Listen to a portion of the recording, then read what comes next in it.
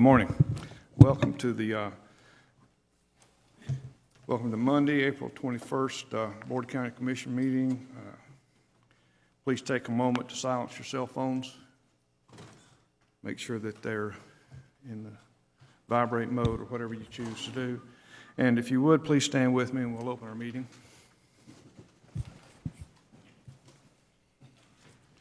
Father, we thank you for this day and your blessings unto us. We pray that you'll keep your hand on us. I pray the things that we say and do here today will be pleasing in your sight. We ask this in your holy name. Amen. I believe it's Commissioner Lynchard, or is it? Please join me in the Pledge of Allegiance to our nation's flag. I pledge Allegiance to the flag of the United States of America and to the republic for which it stands, one nation under God, indivisible, with liberty and justice for all.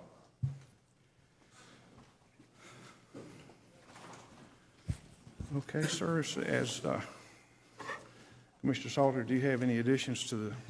Mr. Chairman, I'd like to do an add-on under economic development, a brief update from Shannon Ogletree on Small Business Resource Guide, please. Okay, sir. Thank you. And Commissioner Cole. Thank you, Mr. Chairman. On Thursday, I'd like to do an add-on on Thursday, but I'd like the board to be aware of it before then. I sent an email to Mr. Walker that he dispersed out to the rest of the board. It's for discussion only, information only. It's a waste to energy group that would like to come and address the board. Okay, so you'll get with the administrator and get that put on the agenda? Yes, I will, but I just Okay. wanted to bring it to everybody's attention today, so it wasn't a Okay. surprise on Thursday. All right, appreciate that. Commissioner Lynchard. Mr. Chairman, I have some information I want to share on the recent flooding events, but we'll do that if we could just when we talk about the Holly by the Sea stormwater project. Okay, sir, and that's in the administrative. Yeah.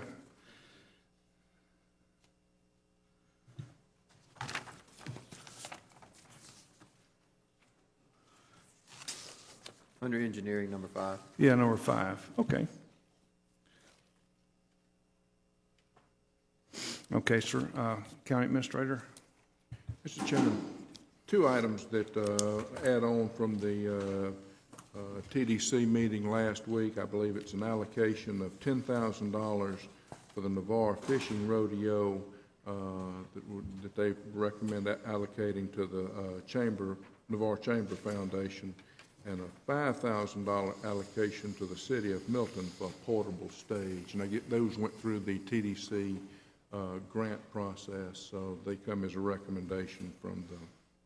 So we'll make those one item since they're both from the TDC. Surely, just number 16. All right, we'll make that number 16.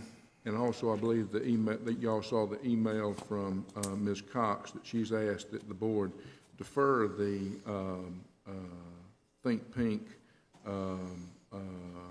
discussion on Right. the Navarre Park until the May 5th committee meeting. Okay, which numbers, where is that on the? 12. Number Okay, 12. so we'll just pull it until we see it come back to us. That's correct. Just go ahead and pull item 12, gentlemen, if you will. County Attorney. If we can add an attorney's forum to the end of the meeting, I would appreciate it. Do you want to wait to the end of the meeting, or do you want to put it at the end of admin? End of the meeting's fine.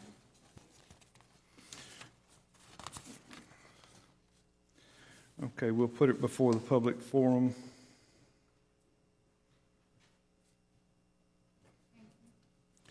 If you'll make that item number 7, please, under, well, just don't number it, just we'll put it before the public forum. Okay.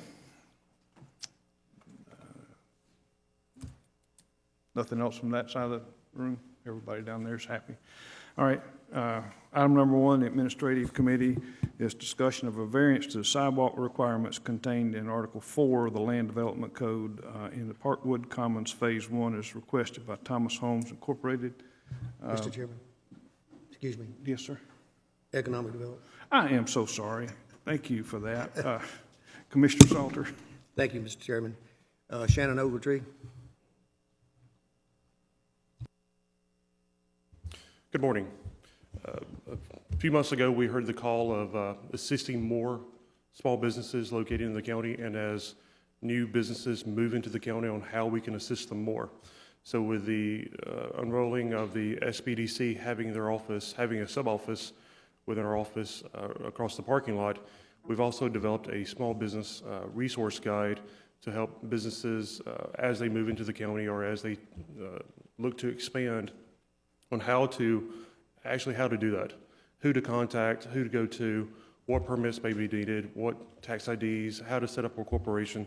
So we've developed a small business resource guide that we'll hand out to each one of you, and that we hope to put at the chambers and to have at our office, so that as companies move in, they can look at this checklist and kind of just learn how the process. So let me hand this out real quick.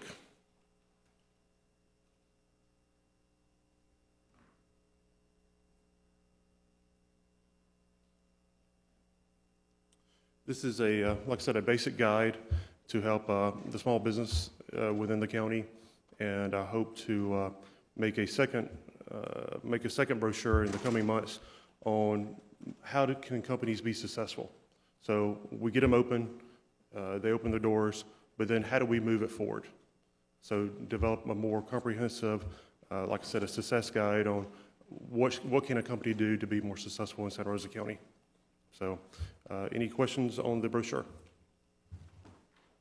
Mr. Chairman, thank you, Shannon. This looks very, very good. I looked through it briefly. It looks like it's got some great information. I would hope that you're going to get on the agenda of the Chambers of Commerce and other small business development groups like Rotary Clubs, and make sure that they know this is available. Yes, sir. Yes, sir. Thank you. Mr. Chairman, that concludes our report. Thanks, sir. Now we'll do the administrative committee. Item number 1 is discussion of a variance to sidewalk requirements contained in Article 4 of the Land Development Code. That's the LDC, and the Parkwood Commons Phase 1 is requested by Thomas Homes Corporation. Who wants to lead off, the attorney or? I can. Mr. Thomas Henry appeared before you all at your last meeting to discuss sidewalks in the subdivision Parkwood Commons, in which he owns a majority of the lots. The sidewalks are required currently by our Land Development Code, but because prior sidewalks, each sidewalk in the subdivision is being built when the house is built, so that eventually, when the subdivision is built out, they'll all connect together. Prior homes have sidewalks in front of them, but we've recently learned that those sidewalks are not ADA compliant. So Mr. Henry is requesting that he not be required to build sidewalks in front of the houses he is constructing and is going to construct, because of the expense and engineering required to hook up to the non-ADA compliant portions that are already there. Mr. Chairman, Yes, sir. this issue is out in the Pace area. I've ridden through there 2 or 3 different times, and I have a question for the county engineer. The sidewalks that are currently in place, and there are like 5 of them, I think, they tie in with the driveway. And my question is going to be, what's the difference between those sidewalks and an ADA compliant sidewalk? Is it that the ADA can't have a slant to it? No, the ADA may have a slant. The 8 constructed sidewalks in Parkmore Commons do not have ADA compliant driveway. The ADA sidewalk must project across the lot through the driveway section, carrying an ADA compliant section, and then connect to the other side of the sidewalks.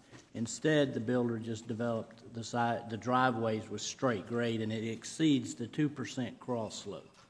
And that's what created all of these non-compliant driveway sidewalk combinations. My other question is going to be, if the ADA compliant sidewalks are required and they tie in with the existing sidewalks, will that create more of an obstacle for ADA compliant than if we just allowed him to continue to build what's there now? As it relates to, did you want to touch that? As it relates to future sidewalks, there will have to be a transition, because obviously you must bring those steep sidewalks down to transition to compliant sidewalks. So there's got to be a transition phase. And then as far from there forward, he would have to be ADA compliant. But the issue that created the discussion was the request for the county to accept the improvements for maintenance. This is a dedicated, is publicly dedicated to the public on the plat, but the county has not accepted those improvements within the right-of-way for maintenance. And that will continue to plague our ability to accept them if we know they are non-compliant. So I think possibly a greater question is, where would be the most logical place to have that transition?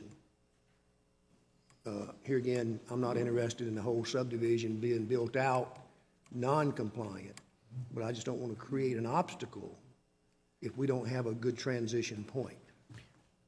Well, speaking for other departments, the building department issues the building permits and the CO, but part of that CO is an approval from the Road and Bridge Department for the driveway and the sidewalk. They must pull a driveway permit. And these are future homes and existing homes that have yet to be CO'd. And currently, Road and Bridge has not issued their driveway approval for those new non-compliant sidewalks, and that will further impede the issuance of a CO. So the question you ask is all future sidewalks must be compliant to get a CO. Commissioner Salter, you, I just had a couple more questions. go ahead, yes, sir. The sidewalks that are already in place, are we going to require someone to go back and upgrade them? I'll answer that one, yes, sir. Well, we would not be interested, I would not think, in accepting the roadways and drainage for maintenance without that being done. If you don't mind, I'd like to interject at this point. I don't understand why I'm not an attorney. A couple of you guys are here.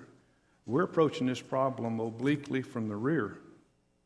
We've got a builder that built driveways and sidewalks that aren't compliant. Rather than trying to work around that, we need those to become compliant. That's the cleanest, simplest way to handle this. There's 5 houses that need to be rectified, or is it 4? All right, It's so more there's like- 8. More like 8, yes, sir. So there's 8 houses out there that are wrong. They're just wrong. And whoever built them is, I'm assuming, is a certified general contractor and well aware of the ADA requirements. You know, things happen. The simplest, cleanest way to handle this thing is to make them go back and fix it. And then for us to proceed from that point forward, instead of trying to patchwork this thing. I really don't understand why we're fumbling with this one. It seems pretty simple to me. Commissioner Cole? Thank you.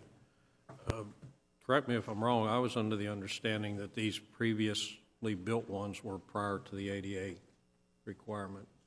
Am I wrong on that? The very early ones that were built? That's not accurate, sir. That's not, okay then. It was prior to our requirement that the Land Development Code requirement that they be included. Okay. I knew it was prior to something there. It predates the requirement for sidewalks to be included in that subdivision. The developer elected to put them, included them in the covenants and on the development order, which is the construction plans. And at that point, when he made that election, he was obligated to comply with the ADA. Correct, sir. And so he's failed to do that, and let's just let him go back and correct that. And then we can move on instead of trying to patchwork this thing. Mr. Chairman, Yes, sir. Commissioners? I want to see compliance too, but at some point in time, we approved those initial sidewalks.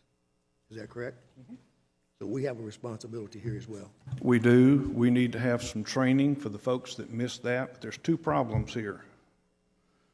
There's a problem that the builder didn't catch the ADA compliance problem, and that's his problem. Our problem is that our inspectors overlooked it.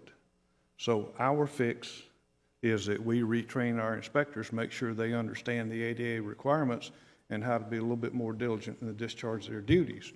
His requirement is to go back and straighten out what he built. My opinion. I mean, like I said, I'm not an attorney, but that's just common sense to me. Yes, sir, and that's where we are going, at least as far with the second part that you noted is we've got there takes specific equipment to make sure that the slopes are correct. We will have to go back, and I think we're going to have to change our procedures of how we do the inspections. I think it's going to be a two-part process. Not only will we inspect the finished product, but I think to be effective, you're going to have to finish before, you're going to have to inspect at least when the sidewalk / driveway is poured or prior to being poured, when it's formed up, and make sure that the levels are right. Am I right, Avis? I mean, we're going to have to change our process, and it's going to become a little more cumbersome. That's correct. And we've already changed our process. Back in 2010, when these driveways were inspected and approved, and they got the COs on the houses, our driveway inspector at that time, who is actually not the driveway inspector we have now, but that's neither here nor there. It really wasn't his fault, because what he was trained to do was go out and he looked primarily at two things, the drainage and the structural integrity of the sidewalk and the driveway. He didn't even realize he was looking for ADA compliance in 2010. We know that now. We've bought the equipment. We've bought our inspector a digital level so he can check those sidewalks. So we've already done that training, and we're going to find these in the future, or from this point on, we will find those and have those corrected and won't have this problem. But in 2010, the driveway inspector just simply didn't know. Now, the problem you're going to face with trying to make these non-compliant sidewalks on these 6 homes compliant is that it's not just the work that's got to be accomplished is not just within the right-of-way. There's going to have to be a transition up into that private property, up on their driveway. You're going to have to go probably 10 to 20 feet up into the private driveway, as well as their lawns, their yards are going to have to probably have some grade work done. So you're talking about regrading lawns, you're talking about resodding, possibly removing and replacing irrigation systems. So you're talking about a much bigger thing than just simply doing some work on the right-of-way, much bigger project. I understand that, and like the last boss I had before I retired from the Air Force was fond of saying, "Gentlemen, I understand that's a problem. It's just not my problem." And while I understand what you're saying is an extensive problem, that's not Santa Rosa County's problem. That's the builder's problem. But I don't know that you're going to get the original builder who built those homes to come back, because their answer is going to be, I got a approved driveway permit from the county. Well, that's what we have attorneys for.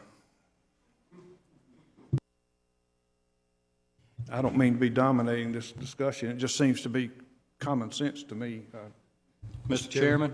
Please. There is another alternative. May not be the best alternative, but it is an alternative, and that's what staff has been talking about, is to give a variance to the builder for the rest of the lots, remove the requirement for sidewalks, and have him agree to remove the non-compliant sidewalks, which means he could accomplish all that work within the right-of-way without having to impact private property. Because the driveways and the yards, the lawns will be fine if you just simply remove the sidewalks. And these sidewalks are really, if he doesn't do sidewalks on the rest of the subdivision, it's not a great loss, because you've got short segments of sidewalks on 2 different sides of the street, so it's really a sidewalk to nowhere is what you've got. I mean, it's really not even adequate to take a walk, because it's going to be a very, very short walk. And so that is another alternative, is just to simply do a variance to allow the builder to not put sidewalks at all in this subdivision, and then also have the builder, because we're giving that variance, have him agree to go and remove those non-compliant sidewalks, work with those property owners. But the work he'll be doing will be within the right-of-way, so it's primarily a county approval that he's going to need to remove those sidewalks, but just as a courtesy to those property owners, to let them know that it's something that must be done in order to, for the subdivision to come under paved road and drainage maintenance by the county. Otherwise, there's going to be county can't accept the subdivision, there's going to be no one to maintain those roads. So you would hope those 6 property owners would understand that it's in their best interest to have those sidewalks removed in order for the subdivision roads to become under county maintenance. Commissioner Cole. Thank you. Mr. Chairman, I know that may be the simplest route out, but we've got 6 or 7 families in there now that purchased in there with the expectancy of having sidewalks. And we've seen very evident how well received sidewalks are and how people are attracted to them and going back to using sidewalks. I just don't want boards of commissioner in the future to be faced by a homeowners association or, you know, a group of people that eventually build in there and say, well, we'd like to have sidewalks now, and now we've, you know, just put a problem off. So I'd like to explore some other possibilities of keeping the sidewalks, if at all possible. Anybody else have anything to add on this? Commissioner Lynchard? Thank you, Mr. Chairman. I agree with Commissioner Cole that you had a number of families who've already purchased their home in there, invested in their home, and they had the expectation of having sidewalks when they built in there, when they bought in there. And for the county to come in and eliminate that requirement, you know, that would interfere with their vested interest, you know, what they had planned on long term. So I'd like to see a solution that keeps the sidewalks. Well, I agree, and I don't know where we are legally.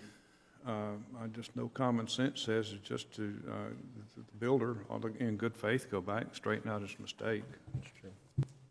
Commissioner Cole? Mr. Chairman, I agree, and I don't know, you're right, you know, we got an attorney that can hash that out, but I really don't see as where we have the leverage to change that. My question, Change guess, what, that? well, have them come back and retrofit that, but as you said, that's, you know, that's an attorney problem right there. So we can task her to look into that if we require or desire to do so. My question I'd like to pose to the county attorney or county engineer, 2 things. One, if we, you know, to get this compliant to where we can accept the total subdivision for county maintenance, we'd have to have them all done. Is there a possibility of electing to isolate those, well, I guess that'd be hard to do. How much work would it take to build a transition on the sidewalk itself and the driveway to where the balance of them are built ADA compliant, and we fall back as time allows and correct the other ones? I mean, that seems to be the big thing, getting this gentleman to move forward where he's got 2 houses to sell and wants to build more. I'd like to see us somehow figure out how we move forward with the balance of the subdivision and construction and ADA compliancy, but build some sort of transition area on what's existing until an answer can be found to how we make everything right. Engineer or Avis, either one, Yeah. whoever. I mean, is that an impossibility to have it a safe transition from ADA to what's there until we can hash out how to make it all right? Well, I believe, and Ms. Jones may be the best one to answer this question, because in my discussions with her, she wasn't in favor of any kind of transition. Yeah, I can't answer that from an engineering perspective in any way, shape, fashion, or form. But if the answer is to continue to require the sidewalks, so that Mr. Henry would build per lot as we've talked about, then I think the better thing to do would not be to have a compliant sidewalk that butts up into, for lack of a better term, a non-compliant one, creating ledges and steeps and that kind of thing, but to simply have him stop his construction at some point, his sidewalk construction, leaving a gap until these others might be fixed or come into compliance some way. How long it takes to transition in engineering, I can't answer that. And there lies my question. I mean, we're looking at like this cliff you're going to fall off, and I would hope that Davis or Roger could say, okay, it's going to be a little offset grade or something that a wheelchair could roll across, and just maybe put a little caution sign there. You're missing the bigger problem there, though. The bigger problem is the ADA. You're going to get in a lot, not you, it's an editorial you. This county's going to get in a lot of trouble with the ADA. Are we required? I mean, now that we have knowledge of this ADA non-compliant situation, whose obligation is it to correct it? It's not ours because we have not accepted these for maintenance at this point, and again, I would advise not doing so. Okay, so given the fact that we're in a position where we're not going to accept this until this is corrected, I don't see what we lose by asking the owner to go back in there and fix it. All he can do is tell us no, and then we'll have to try to find another answer. But that seems to be the cleanest, simplest way right now is let's approach the builder and ask him to fix it. And if he fixes it, fine, the problem's gone. And if he tells us no, then we know that we're going to have to do something along some other lines.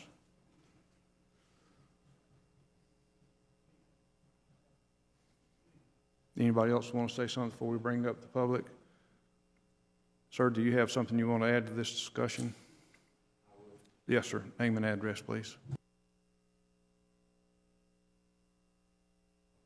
Thomas Henry, 3158 Gateway Lane. I have a lot of information on this issue. Know it better than anybody in here. There's a lot of misinformation going around, maybe some misperceptions about what the issue is. Quite frankly, my issue was as simple as asking for a variance. I mean, a variance is the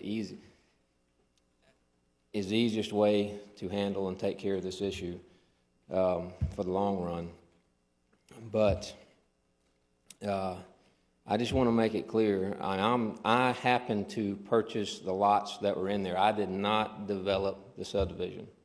So I'll make that clear. I did not develop the subdivision, and I did not, there's 10 houses, by the way. There's 10 houses built.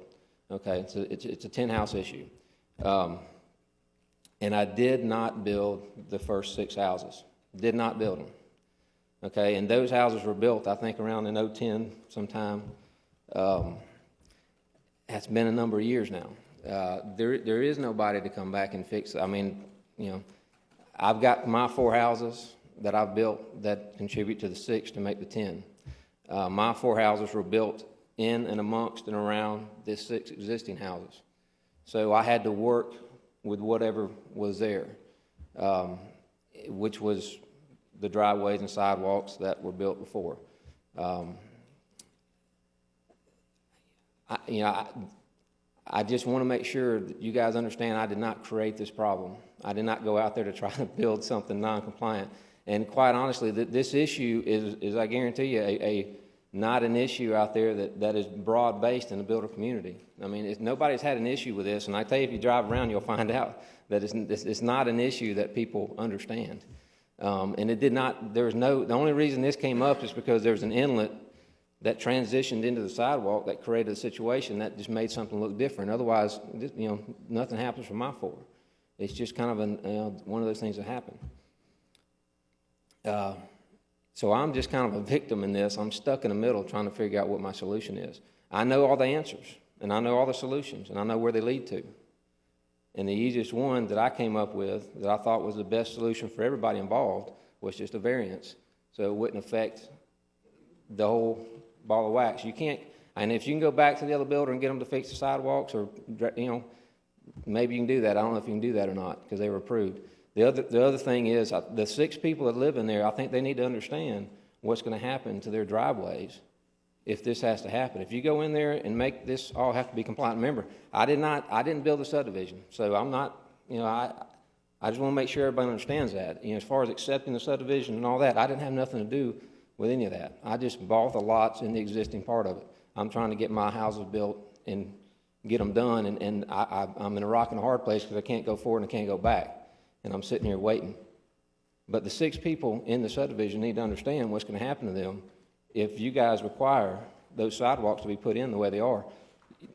Not only are the sidewalks going to have to come out and change, but the only way to make that compliant, the way this has been explained to me, is their driveway is going to have to be torn out all the way, you know, for a pretty good ways up in order to make that transition for that sidewalk across their driveways. It's going to change their driveways. It's going to change how they live and how they pull up into their house every single day. I don't know if they understand that. I mean, and I haven't talked to them about it.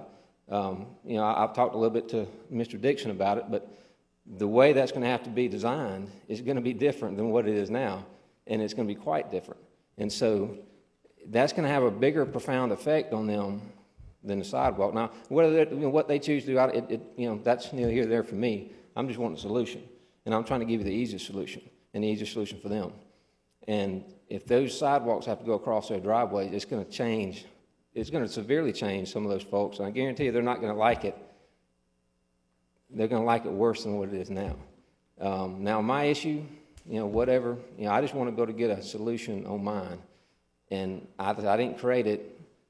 I can, if they say put the sidewalks in, that's fine. It creates a bigger issue by doing that than creating a variance. That's all I'm trying to do. And the variance was the easiest, simplest way to do it. And there's really no reason not to do it. And it's not going to hurt anything. And I think it was stated up here, and I apologize for getting here late because I didn't know this was the first thing on the agenda. But I'm under the impression that sidewalks weren't required at the time this plat was approved, so it wasn't something that had to be there. And I just want to try to make sure I get the numbers correct. There's 10 houses built in there right now. I had 47 lots. So if you add 47 to the 6 that were existing, that means there's 53 lots that we're talking about in the subdivision. There's 10 houses built out of the 53 lots that are there. So that's the numbers that we're talking about. The variance was the easiest solution. I think y'all just need to make sure that you look at all the issues and make sure you get everything correct on the issues, because outside of that, it's a lot bigger issue than what you may think it is. Just saying, hey, we're going to come back in here and correct it, there's a whole lot more fish to fry in this thing than just that simple statement. Mr. Chairman, and I just want to enforce what Mr. Henry's saying, that if you make the area of the right-of-way flatter so that you can make in front of these 6 homes that are already there, if you make the area of the right-of-way flatter so that you can make these sidewalks ADA compliant, then you're going to make those driveways much steeper. That's a big part of the issue, is those homeowners, you may not be happy with a much steeper driveway, a much steeper yard, and the changes that are going to have to be made. And so you're dealing with 6 different property owners and working on their private property to make all this work. And again, that's the reason staff felt like a variance would be the better alternative. And it may be the simplest Yes, sir. answer to a really thorny question, is to, since sidewalks were not required, are they required now? I still need an answer about our liability and the ADA requirement now that we're aware of it. Is if any of that falls on our plate, No, sir. I want you to be positive that that's the right answer. Yes, sir. So that we have no liability, and if the issue comes up, we're not going to go to court on it, even though we're the obvious deep pockets. It's going to be the builder that created the problem. Unless, of course, you were to accept it for maintenance, which Okay. I, again, am not advising. Right, which, makes no sense at all. So to give a variance would release Mr. Henry's assets, Yes, sir. Now. because he's the innocent party here. He's the guy that, brought the problem to us, pointed it out to us. He's got money invested, he's got interest ticking. I mean, he needs to sell these houses.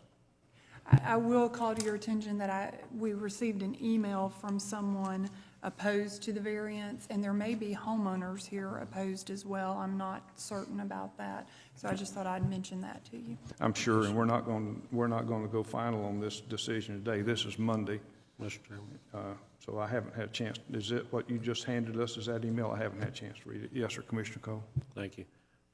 Mr. Henry makes a couple good points, but he asked us also to look at the whole big picture.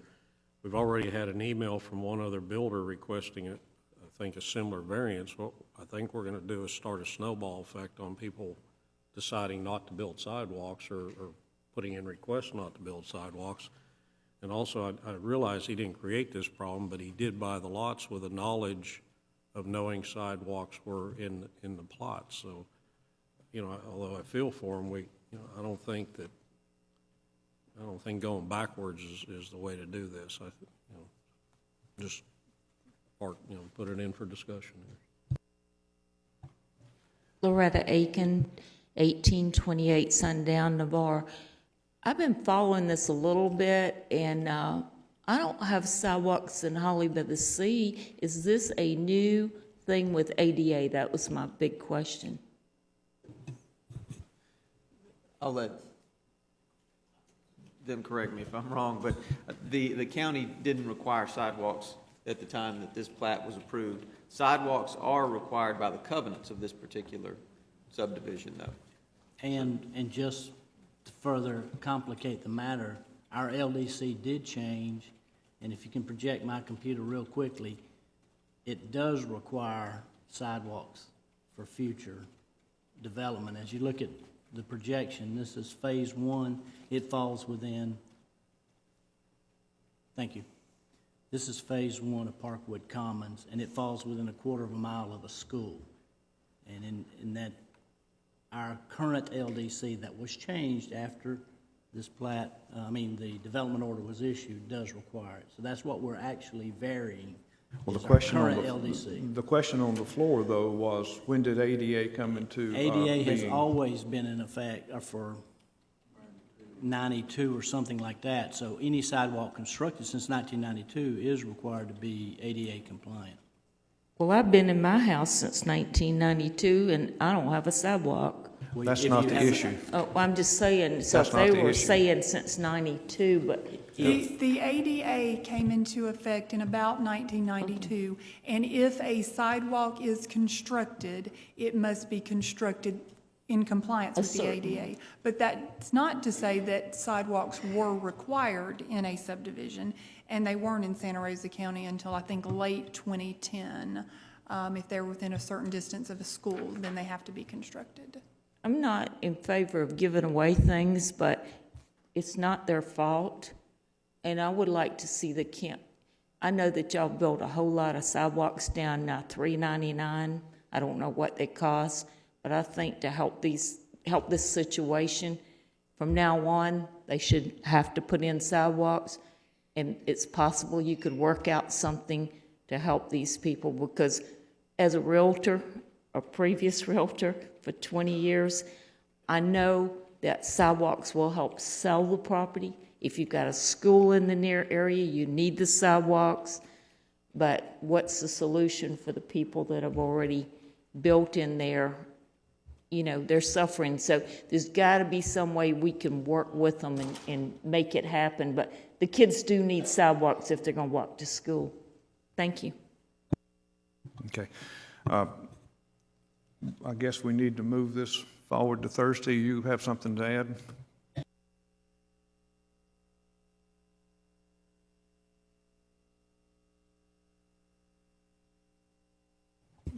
Max, push a button, make your light come on.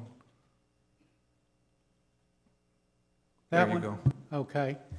I live in Parkside Drive, and I was there before Mr. Henry bought the lots. And I have no problem with the variance of doing away with the sidewalk, except, Mr. Melvin, I think it's to the point where Mr. Henry has been held in hostage, like for something that he was not responsible for. And we, the homeowners, are being held in hostage for something that we were not responsible for, because the county had a responsibility to see that the sidewalks and the driveways were put into ADA compliance, which they did not. Yes, sir. That was a point I made earlier. You may not have caught it, but there's two problems here. We missed it, and that's a problem, but he is ultimately responsible because he built it. I agree with what you said, except then you turned around and said the other builder ought to be responsible. And I can see where you're saying that, but I also think that the county has a responsibility because the inspector did not catch and make the builder comply to the ADA rules. And the problem that I have with, if you do away with the variance, is that I'm the second lot as you come in the subdivision. Mr. Henry has not built on the first lot, but if you give him a variance, there will be no sidewalk on that first lot. Then my house has a sidewalk. The next house was a house that Mr. Henry built on. There is no sidewalk. The next two houses have sidewalks, and then the next house does not have a sidewalk because Mr. Henry has built in between the vacant lot. So you're going to pull into a subdivision that has no sidewalk, has sidewalk, has no sidewalk. And I just think it's going to look, I mean, it's going to look bad to start off with. And when you're walking down the sidewalk, you walk up to somebody else's. When you start walking on grass, you're walking on somebody else's yard, where it may be county property, but it's still somebody else's yard that they maintain. You talk about changing the sidewalks to ADA. The driveways is going to be the problem, because you're going to have to go up probably 10 or 15 or maybe 20 feet to change the grade of the sidewalk, or you're going to have a sidewalk that comes down, a sharp bend for the flat sidewalk, and then another sharp bend to the curb. So it's not going to be just, one transition. It's going to be more than that, and I'm not sure that how that's going to look. I have no problem with the variance, with the sidewalks on the rest of the subdivision, as long as you address the people that bought houses out there with the impression, because we did get a certificate of occupancy, which means the county has accepted that responsibility. And yet we don't. You're holding Mr. Henry up, not giving him a certificate of occupancy because of the sidewalks. So it looks like, everybody, the D.R. Horton was wrong because they didn't put them in according to the ADA. The county was wrong because they did not catch it. And now Mr. Henry's wrong because he's trying to correct it. Mr. Henry, nobody said Mr. Henry's wrong. Mr. Henry. No, Mr. Henry's not wrong. He's trying to get it straight, but he's held up too. He can't get his certificate of occupancy. I understand, and that's why we're laboring with this issue. We're trying to get this thing worked out, and Yeah. this is Monday, so nothing's going to happen today. I know, and I would be here Thursday, but I've got to have surgery, and I wanted to be sure. Well, I appreciate your comments. Yeah, and Mr. Chairman? yes, sir.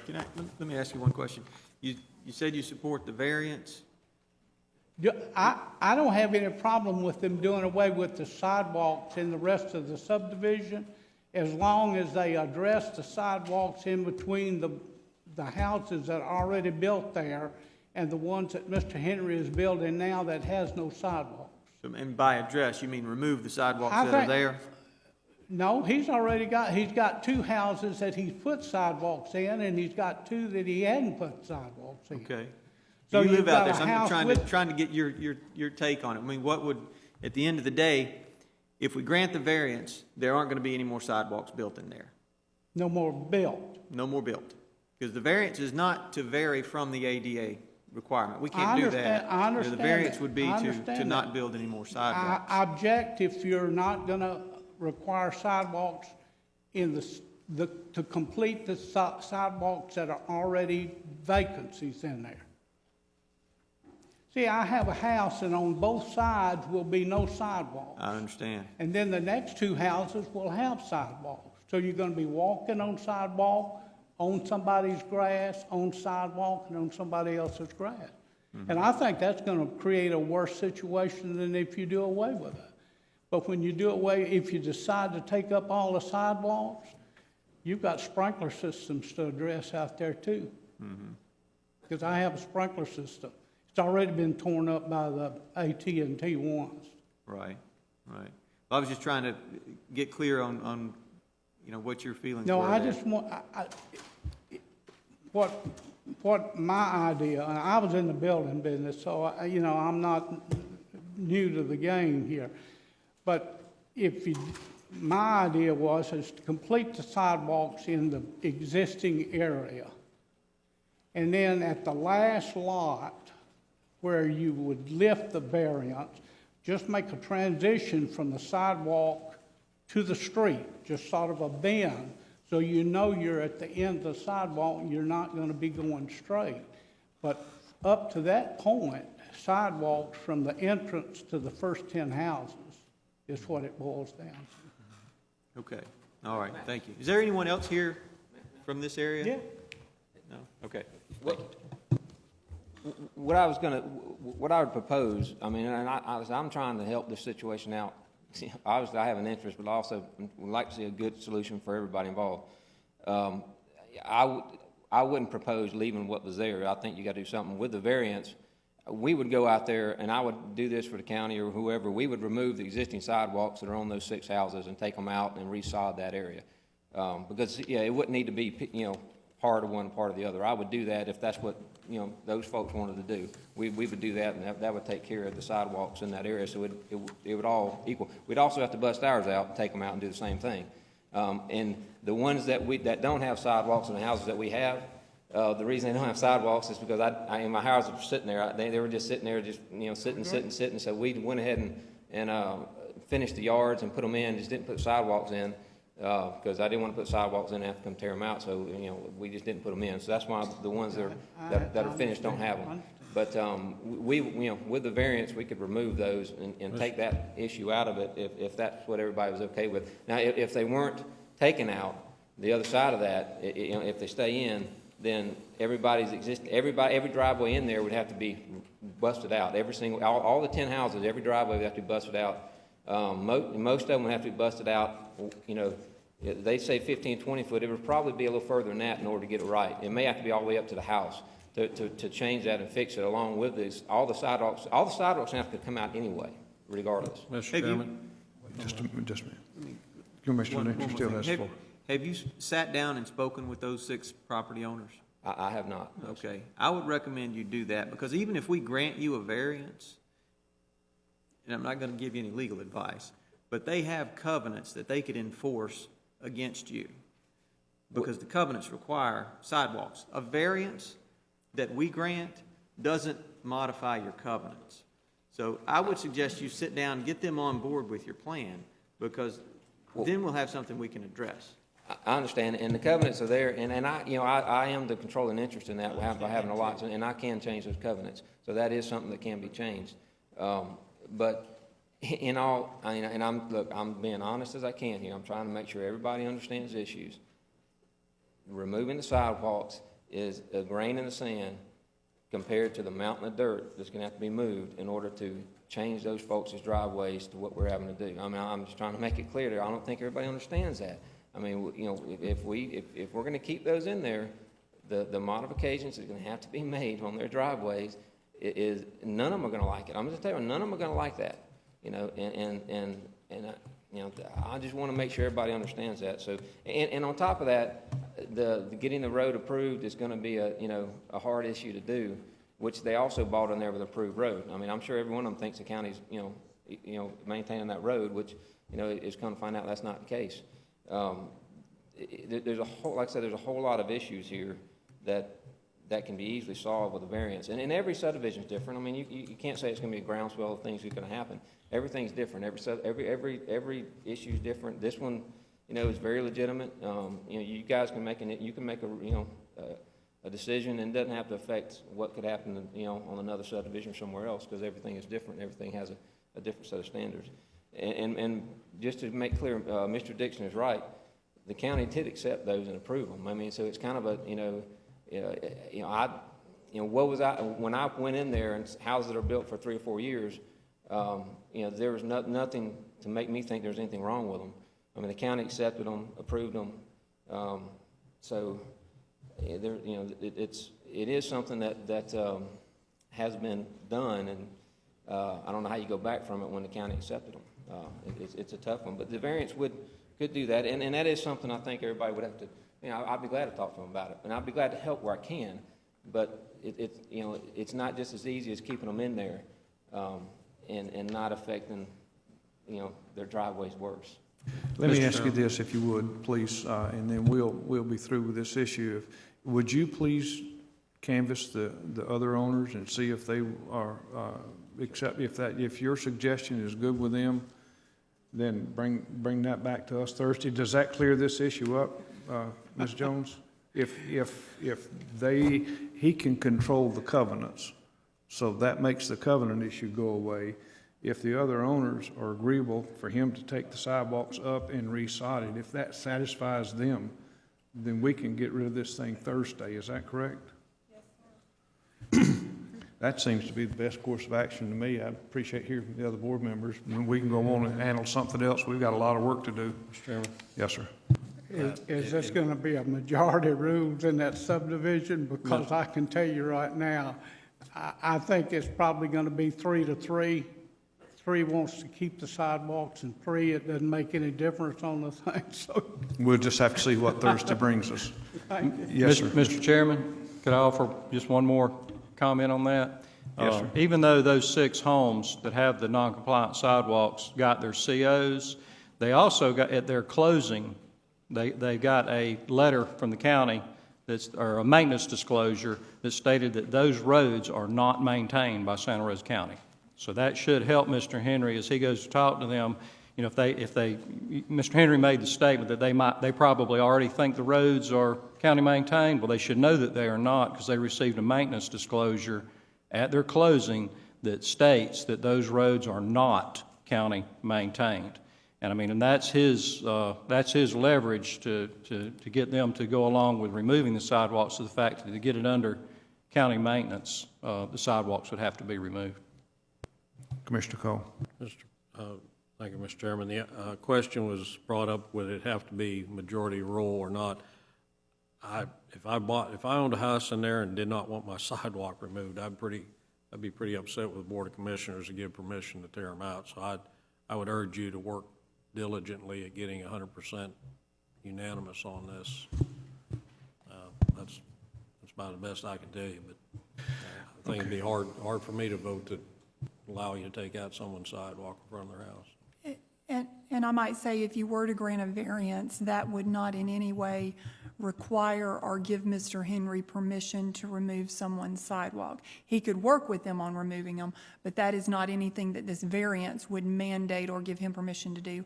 I will also mention that the letter that was sent out about this says that on Thursday, this item will be heard at 9:30, so I'll mention that. Normal public hearing time, so I'll just mention that for folks who might be interested. Ms. Henry, you got any parting comments, sir? I just want to make clear that the sidewalks are on county property. So, I mean, I'm not going to remove them anyway without, somebody giving me proof. Yes, sir, we understand that. Yeah, we understand that. All right.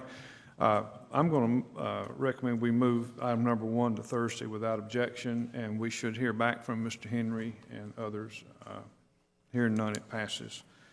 Item number 2 is presentation update on the NARDA Artificial Reef Project, which has been assigned to the Florida Fish and Wildlife Commission. Mr. Chairman, is Mr. Boston is here to brief that meeting. We also had Mr. Sandler was at the meeting, and then Ms. Harris and Ms. Verlinde, county staff, were at the meeting. And this is kind of the NERDA is projects are working through the process. I think they've spun off essentially the reef portions of that to the FWC that has a long-standing experience with those projects, and so Mr. Boston will brief that to the board. Mr. Boston, please. Good morning. Thank you very much, Hunter, for the recap. What I have done is provide you a briefing, and I will go over it this morning.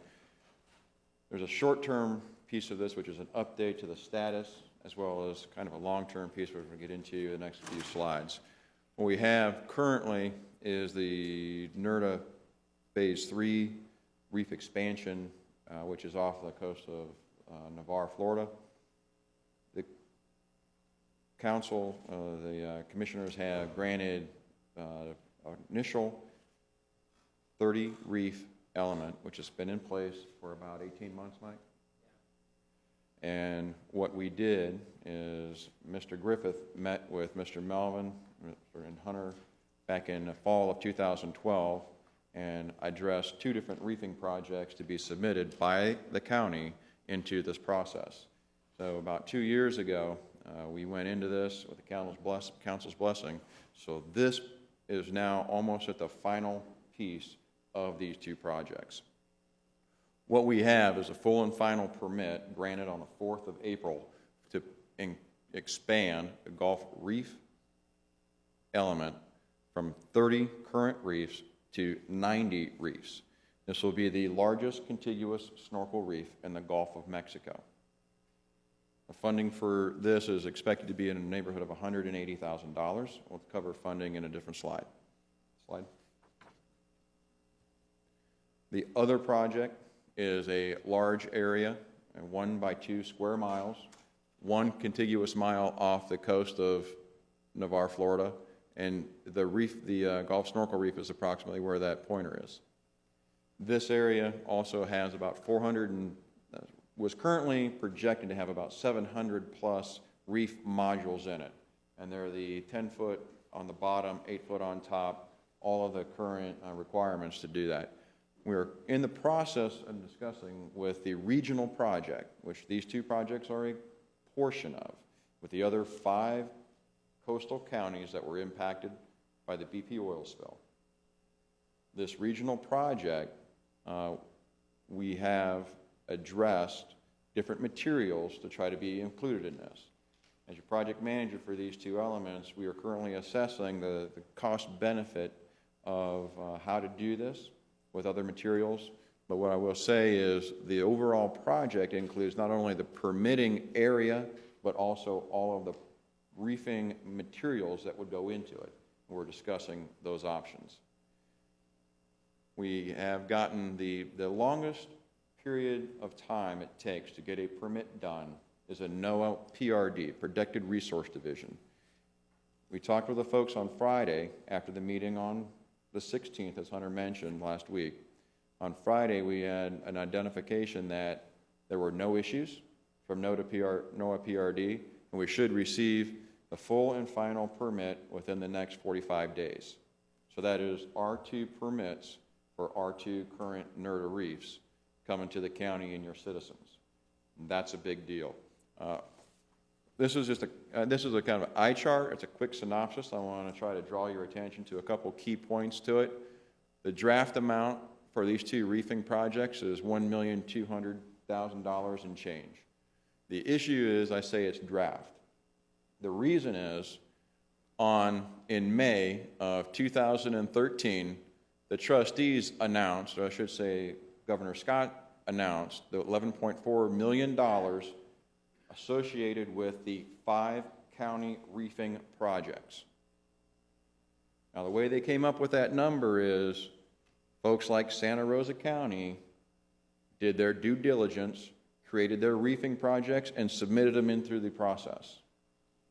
At the meeting on Wednesday, the Florida Wildlife Commission that they stopped accepting reefing projects in December of 2013. That is the first time that either I or Mike or Chris or anyone that we understand knew that that was the deadline. We have asked, and I have written validation, we have asked recurringly for when the project cutoff date was. We were told it was in the summer, in the May, June, July timeframe of 13, which is why Santa Rosa County did not submit any further projects into the NERDA process. We're discussing a lot of things, and we'll, again, get into that a little bit in the long-term piece.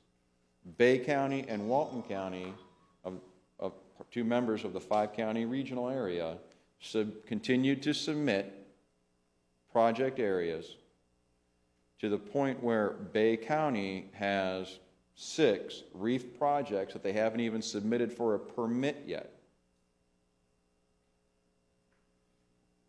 And that total footprint, in other words, if we have an area of 1 square mile, the total reefing material footprint is the only criteria Florida DEP trustee and Florida Wildlife Commission used to adjudicate the $11.4 million to the 5 counties.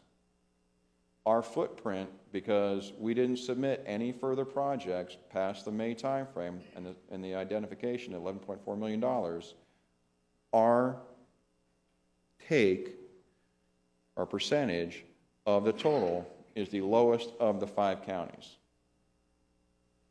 I addressed this to the Florida Wildlife Commission representative as well as the trustee, and took some notes and said that they would address it. I think a letter from the county, and I don't know whether it would be from Hunter or from the commissioners, to the trustee and the Florida Wildlife Commission addressing the consideration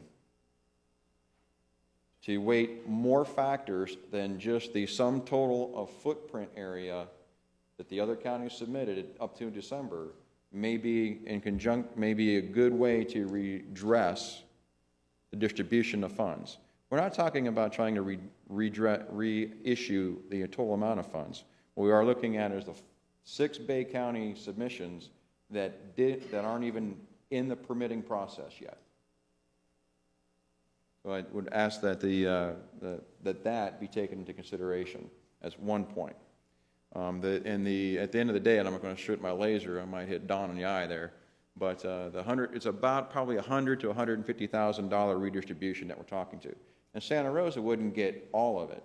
The reason I asked the question in front of the trustees with the other counties present is because it would equally go from Bay County to the other 4 counties, of which we may increase our amount by about $150,000. So I think that would be a worthwhile endeavor to undertake. Are there any questions to this point? This is just where we're at currently with the 2 projects. Just a statement, if you would do a straw man for us, for the letter you're requesting. If you just put together a quick straw man of the points that you think would be pertinent to include in the letter. It would be 2 pieces. Well, yes, sir, but what I'm saying is, would you hit us with that with an email or something so the staff can get Oh, that knocked absolutely. out? Yeah, Yeah, we'll do absolutely, that. We can handle that. And I'll send it to both Lane as the NERDA restore item as well as Hunter. Very well. Mr. Chairman, Mike? Yes, Bob? Do you meet with the other counties' representatives that sit in your same position to discuss this? And if so, why, where has their reaction been on this? Or do you only meet individually? You don't, do you have interconnectivity with the other members from the other counties? So and a time frame? So when we met, Wednesday, so it was that specific meeting. This meeting was called to bring in all of the 5 counties' reef coordinators. And currently, Santa Rosa County does not have a reef coordinator or marine resource division. We have various elements like the Marine Advisory Council, the Sea Grant Liaison, other folks, but there's not a central focus for that. So I tried to coordinate a number of folks, and of course, Ms. Harris, as your grant writer, it seemed like that would be a good avenue as well, and I discussed it with Lane as the Restore representative and both your administrator, Hunter, before we did that. So in the meeting with the 5 county administrators, there was all of the permitting process. The only group that was not represented was the U.S. Coast Guard. So I don't know if I've addressed the question exactly, Bob. I think I can address that. I think specifically that's been one of the problems, and I think that's why FWC got involved. Of course, they're going to manage the project, but they have been dealing with each of the counties separately. And really the information that Bob and we hadn't traveled under last year was that they were expecting shovel-ready projects. That was the whole, and shovel-ready in this world means permit either pending or some kind of time frame for expectation. And so that's where that's been. I think that we will have more coordination. I know Escambia County, I think, was surprised that I don't think nobody except Walton and Bay pressed anymore. And I know that Escambia's got some permitted sites because we've participated with them in the past. So all that to say, I believe this was the first meeting that they've really had the 5 counties in the room. It was actually the second, and it was I was actually on my military time in Stuttgart, and I dialed into that meeting, and it was the 4th of February. But even in that meeting, it was not discussed as to what the criteria would be to distribute funding. Okay. Again, all the, if you will, counties have not had transparency or clear guidance as to the distribution of the Governor Scott, of the trustees' $11.4 million. If we could do a supposition, you could look at it and say, well, obviously the other counties may have known about the criteria, that's why they just submitted a bunch. We don't know any of that. What we do know is Santa Rosa County's reef projects were put in. They were part of the criteria the trustees and BP negotiated back in the spring of 2013 to leverage the $11.4 million for the regional project of artificial reefs. Bay counties weren't. Most of Walton counties were not at that time. So what I'm hearing is two different things that to me don't sound right. One, according, and Hunter clarified it, we're under the assumption, I guess, that shovel-ready or having permit in hand would be necessary to submit, and that also, if I heard you right, they were allowed to submit beyond the date that we thought was a deadline. Not only we, Escambia County, Okaloosa County, and Santa Rosa County all had that perception. I've talked many times with Mr. Turpin, who was a Marine Source manager for Escambia County and Santa Rosa County resident. He has a vested interest in seeing us succeed as well. Sure. He takes a significant umbrage with the one single criteria for distribution of funds, which is only the amount of reef floor bottom coverage up until December. He thinks that is incorrect, but understanding his issue is he put so many in up front because he has a staff and an office that he is getting 27% of the funding, so he doesn't necessarily want to change the dynamic. Yeah. So we understand, and Bob and I have talked, and he's also talking with Mr. Keith Johnson of Wetland Sciences, who is our agent for a reef process permit. Keith Johnson, Wetland Sciences, is also the reef permitting manager for Escambia County. Go ahead. Sorry, sir. I was just going to say, if you go ahead with your reefing, you've answered our question. We understand the scope of the problem, and Okay. Yeah. You bet. All right. No other questions? Okay. So why is this important to the county? Why are we taking the time to do this? If we look at the integration of the reef environment within Navarre and Santa Rosa County, you have, as the commissioner supported and the school board has supported the Navarre Marine Science Station, Navarre Marine Sanctuary, the Turtle Rescue, the TDC efforts to bring this together. So what I try to do is provide a graphic that shows how we're trying to integrate this into Santa Rosa County's, if you will, strategic communication. And the strategic communication here is how we collectively, and specifically you as the leadership of the county, are viewing a geographic area that is between Eglin Air Force Base, which there's no development, other tourist environments or anything else for 14 miles, and a national park, which you're sandwiched between on the west side, which goes for 13 miles. And how do we want to try to present this not only to our citizens, but how do we try to do a strategic communication or agenda to enable this? And so the next slide is why we want to try to do that. This graph shows from 2009, 2012, this is the population penetration. This is not of people that do it, how many more are doing it. In other words, if there are 100,000 people in Santa Rosa County, 4 of them had a kayak, if you will, and did things in 2009, and 4,000 of them did, and 8,000 are doing it in 2012, which was 2 years ago. This trend is a national trend. So if you think of the folks that we can target to come into kind of an eco-tourism, those things, and Mr. Blaylock, if you could go back one slide. What I will bring up to you is this is the largest contiguous reef site near shore and furthest from the past in the Gulf of Mexico. We have the longest pier in the Gulf of Mexico. We have the largest contiguous snorkel reef in the Gulf of Mexico. We have science center that is associated with our school system.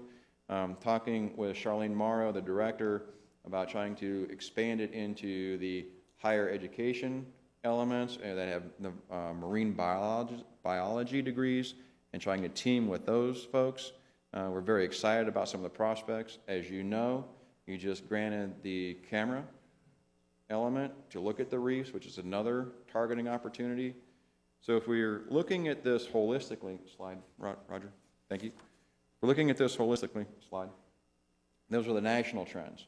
If we look at a local trend, this is just one club in the local area, and we see the trend line from 2006 to 13 meet exactly the national trend line. There are multiple clubs here, so these are folks that are taking advantage of, quote unquote, the idea of ecotourism, low impact, those type of things, and the reefs aren't even there. If we expand this opportunity both in the offshore, the brackish intercoastal areas, as well as our rivers and marine, and try to wrap that together with our sister county, because we don't own all of the bays, but between Escambia County and Santa Rosa County, then I think we have a good strategic partnership to try to take advantage of this, and specifically our geographic area, we can draw in those folks, and it is a growing population to take advantage of what we're providing from the county. How do we do that? Slide, please. One of the ways I would do that, go ahead, sorry, sir. It's like an auction. I thought, one of the ways we can do that is to help set the conditions from the commissioner side with the laws and legislation that would encourage the individuals and businesses to support that. Pensacola Beach has a noise ordinance.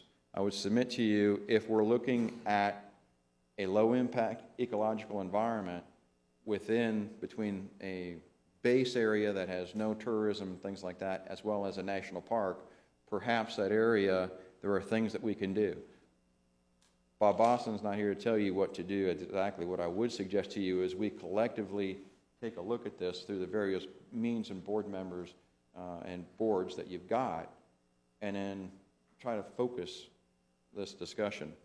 Specific to the kayaking and reef areas, though, this ordinance, 9419, is currently on the books. I don't believe it's being enforced.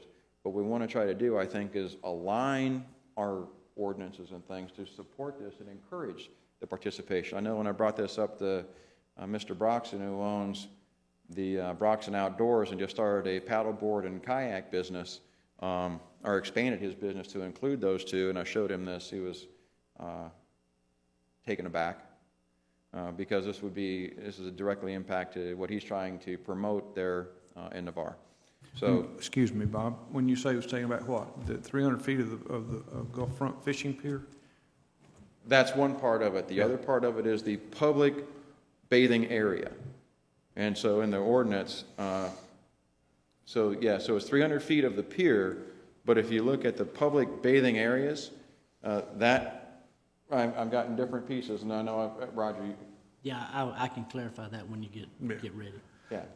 And so the public bathing area, sir, is public beach. It's not the private beach down to Menai Tide Line. Right, and just for clarification, Ordinance 94 that he referenced was the public swing area.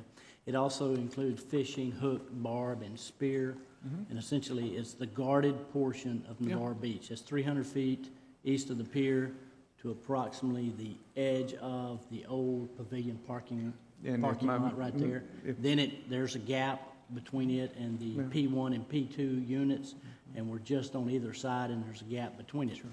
And what they propose is he further noted earlier in his request, is to have a washdown area in an area here. So we can adjust the limits of the public bathing area, but do understand kayakers do park here, move beyond the guarded area and launch there, as well as fish. My memory is that we dealt with something very similar to this last year, or maybe the year before that, about surfboards and swimmers, and we arrived at the decision that they can coexist, and they enhance the public safety because it's a flotation device. So I think we're plowing some ground here that we've already dealt with, but Yes, sir. Go ahead. I just wanted to be sure. And I might not be able to throw a hook 300 feet anymore off that pier, but there was a day I could. And there's some, I wouldn't want to be within 400 feet of that pier. I'll just leave it at that. So- Because you wind up with a hook in your back. Absolutely. And so one of the other things that we have been working on, and I say we because there's a number of folks and organizations, members of the TDC, Navarre Marine Science Center, Navarre Marine Sanctuary, what we are currently looking at is developing the language for an ordinance that would come in to fix this issue, but also within the Florida waterways, that is the county's authority to designate the non-motorized area. And so what we're looking at is creating the non-motorized area, because there's no such thing as a swimming area in the statutes of Florida. It's a non-motorized area. Is create the swimming area that would come out and around this to the pier and put reef markers on the south side of this element, incorporating the requirements for the camera within the center reef marker that we're looking at. But I think if we take those two-prong approach, just the solution of this problem, then we have the public areas identified, we have the correct, cohabitation, if you will, and we're also providing a safety environment for our swimmers. And I can go into any detail, but I know you're pressed for time. Are there any questions? Slide. 2 slides, or 3 actually.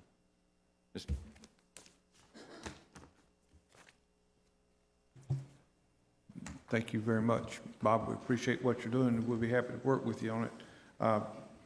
And I know Kate is a critical team member here in the TDC because that's how we market this overall approach.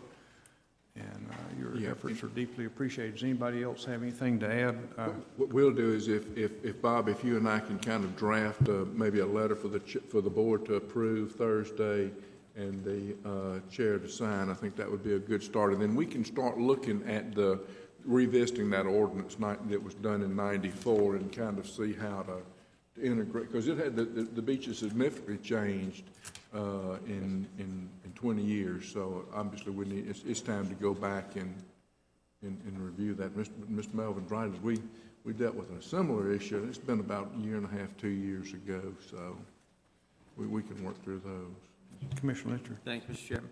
Thank you, Bob. I appreciate all the work that you've done and all the work that Mike and everybody else associated with the projects down there have done. There are so many moving parts to everything that's going on down on Navarre Beach with the offshore, nearshore, the Marine Science Center, and you've done a great job of condensing this information.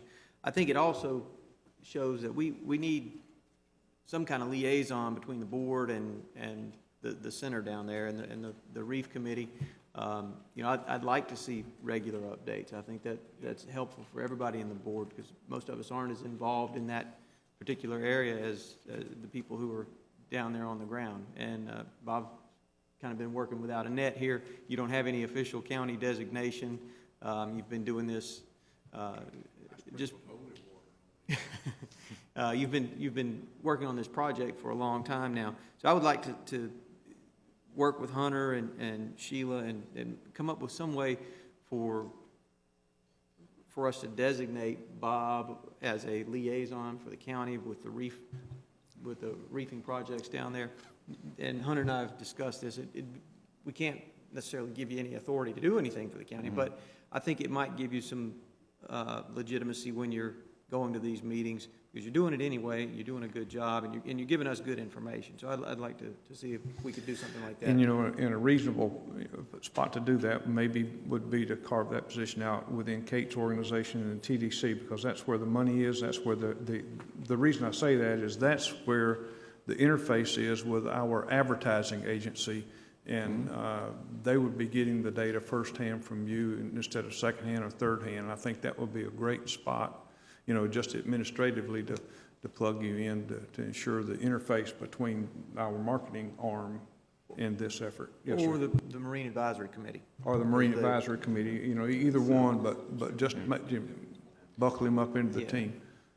So let us discuss that, and I'll work with Hunter, and the rest of the board will figure out a way forward on that, and maybe get with the Marine Advisory Committee and see, and the Restore Committee as well. Okay. Thank you very much Really for your appreciate time. what you're doing. Thanks a million. Everybody in Santa Rosa County appreciates it. There's a great group of people behind me, I'll tell you that, or that have been doing this. Yes. Thank you. Thank you. All right, item number 3 is discussion of the renewal of leases for office space in Santa Rosa County, in Santa Rosa Kids House for the Office of State's Attorney and Guardian ad litem at current rates. Backup is in the book. I move approval without objection. Hearing none, it passes. Item number 4 is discussion of the, well, I'll tell you what, let's go ahead and take our break here because this has the potential to have some legs. So let's go ahead and let's be back in place at 10:30.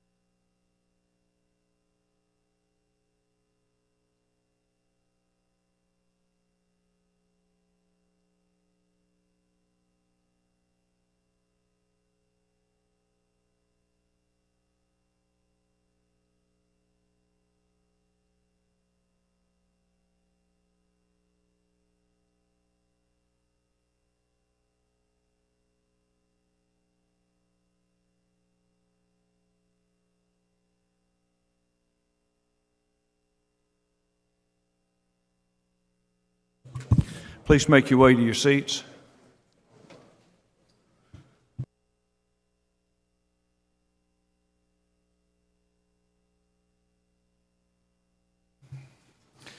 All right.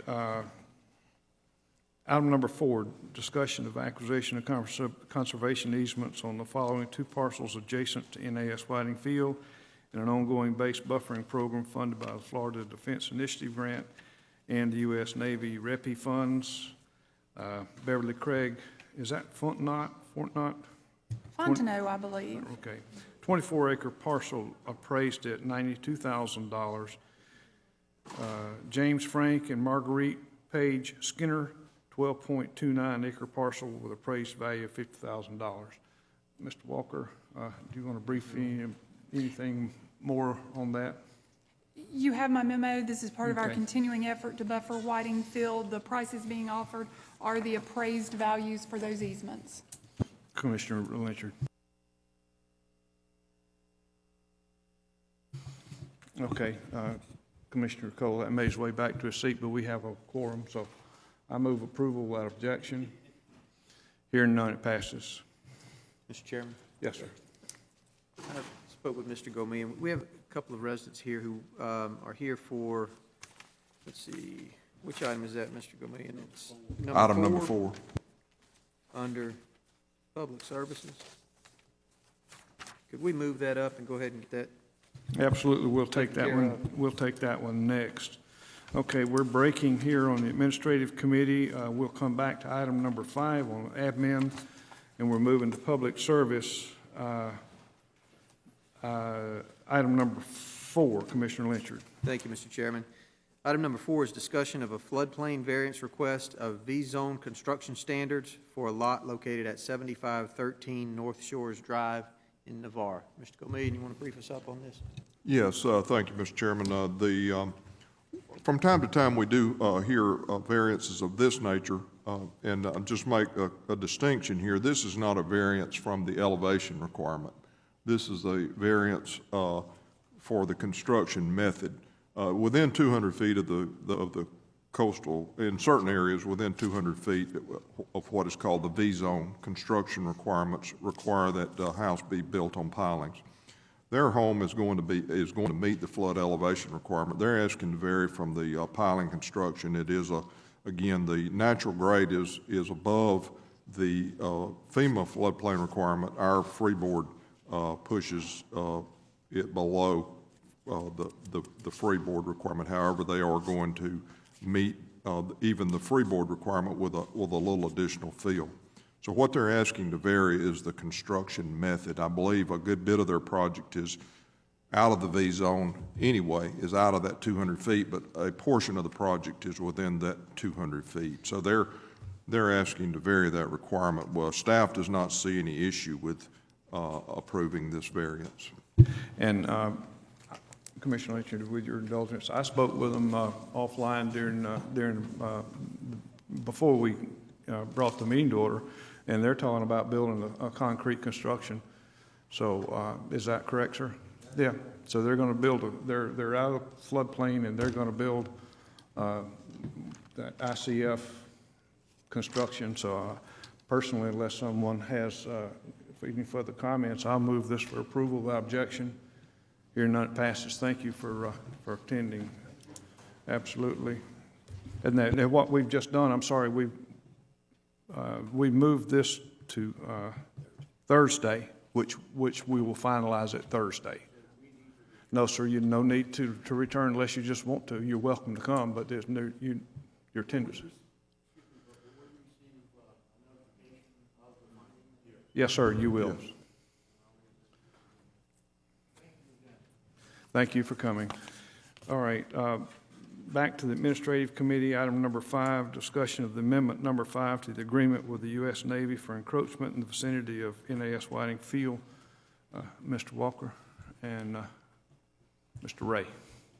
Mr. Roy may want to address this one. This is just a fifth amendment to an agreement we've had in place with the Navy since 2007, again, in an effort to buffer not just Whiting, but its outlying fields and any military installations in the county. Good morning, Randy Roy from Whitefield. as Ms. Jones alluded to, it's an amendment number 5.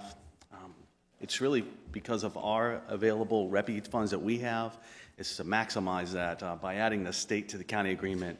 Both of the overarching maps that we use in both agreements, the area of concern maps, they actually are the same. They echo.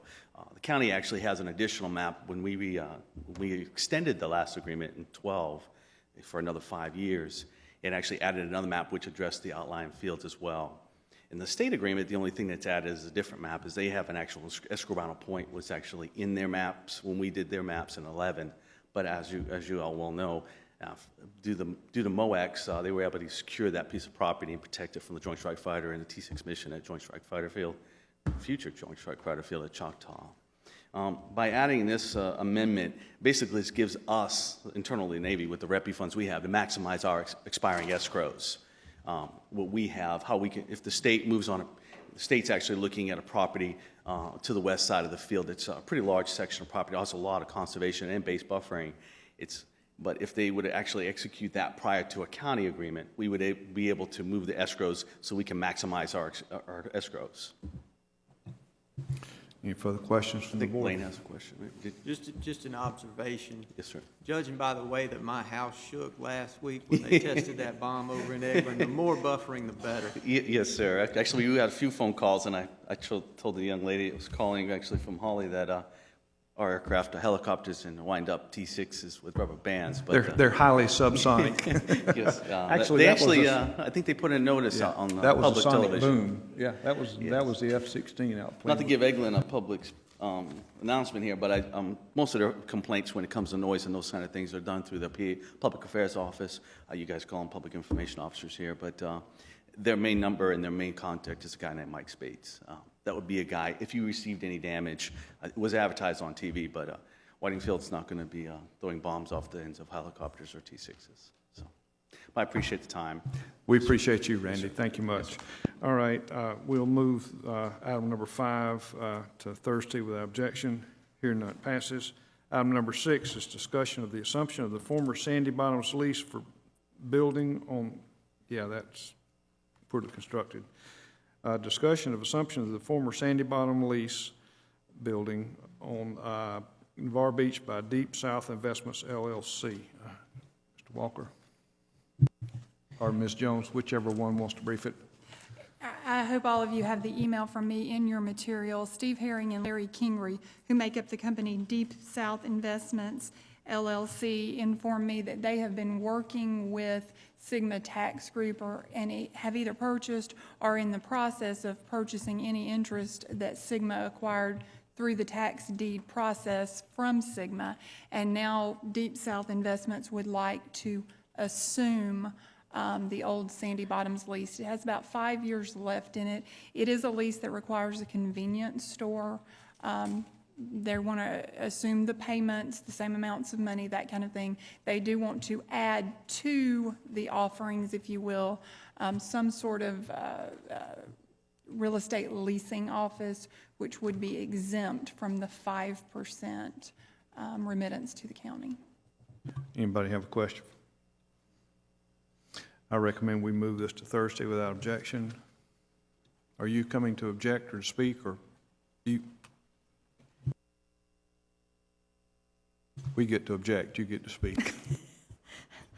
Wallace Mahout, 5500 Cox Road, Milton, Florida. I was wondering, why does this not have to go out for an RFP? Because it is an assumption of the existing. If we want to look at doing something new or different, it would certainly need to, but this is same terms and conditions being assumed. What is the difference between this and the pier lease? Because the pier had to go out for RFPs. Yeah, there was no assumption being contemplated at all in that case. That one was over, and we were looking for. Okay. There's time left in the life of this lease, and they're acquiring the tail end of the lease. I don't know how many years it is. It's 4 or 5 years left in the lease, and they're just acquiring the last portion of the lease, and then they'll have to come back. Okay. Will a copy of this lease be available for the public? And will they be required to pay property taxes? The Sandy Bottoms lease said that the tenant would pay property taxes. They are assuming that same lease. So the answer is, if there's a tax bill, if it's assessed, which I expect that it is and it will be, then yes is the answer to the question. Okay, thank you. Recommend we move this to Thursday without objection. Hearing none, it passes. Item number 7 is discussion of amendment number 3 to the Florida Department of Environmental Protection Coastal Management Program Grant, extended Baghdad Mill Site project through December 30th, 2014. Details are in the backup. I recommend we move this to Thursday without objection. Hearing none, it passes. Item number 8 is discussion of allocation of $25,000 from District 3 Recreation Funds for maintenance of the Town of Jay Recreation Park. I recommend we move this to Thursday without objection. Hearing none, it passes. Item number 9 is discussion of the triathlon event on Navarre Beach, Saturday, September the 13th, 2014, with partial proceeds going to Home for Heroes. I recommend we move this to Thursday without objection. Hearing none, it passes.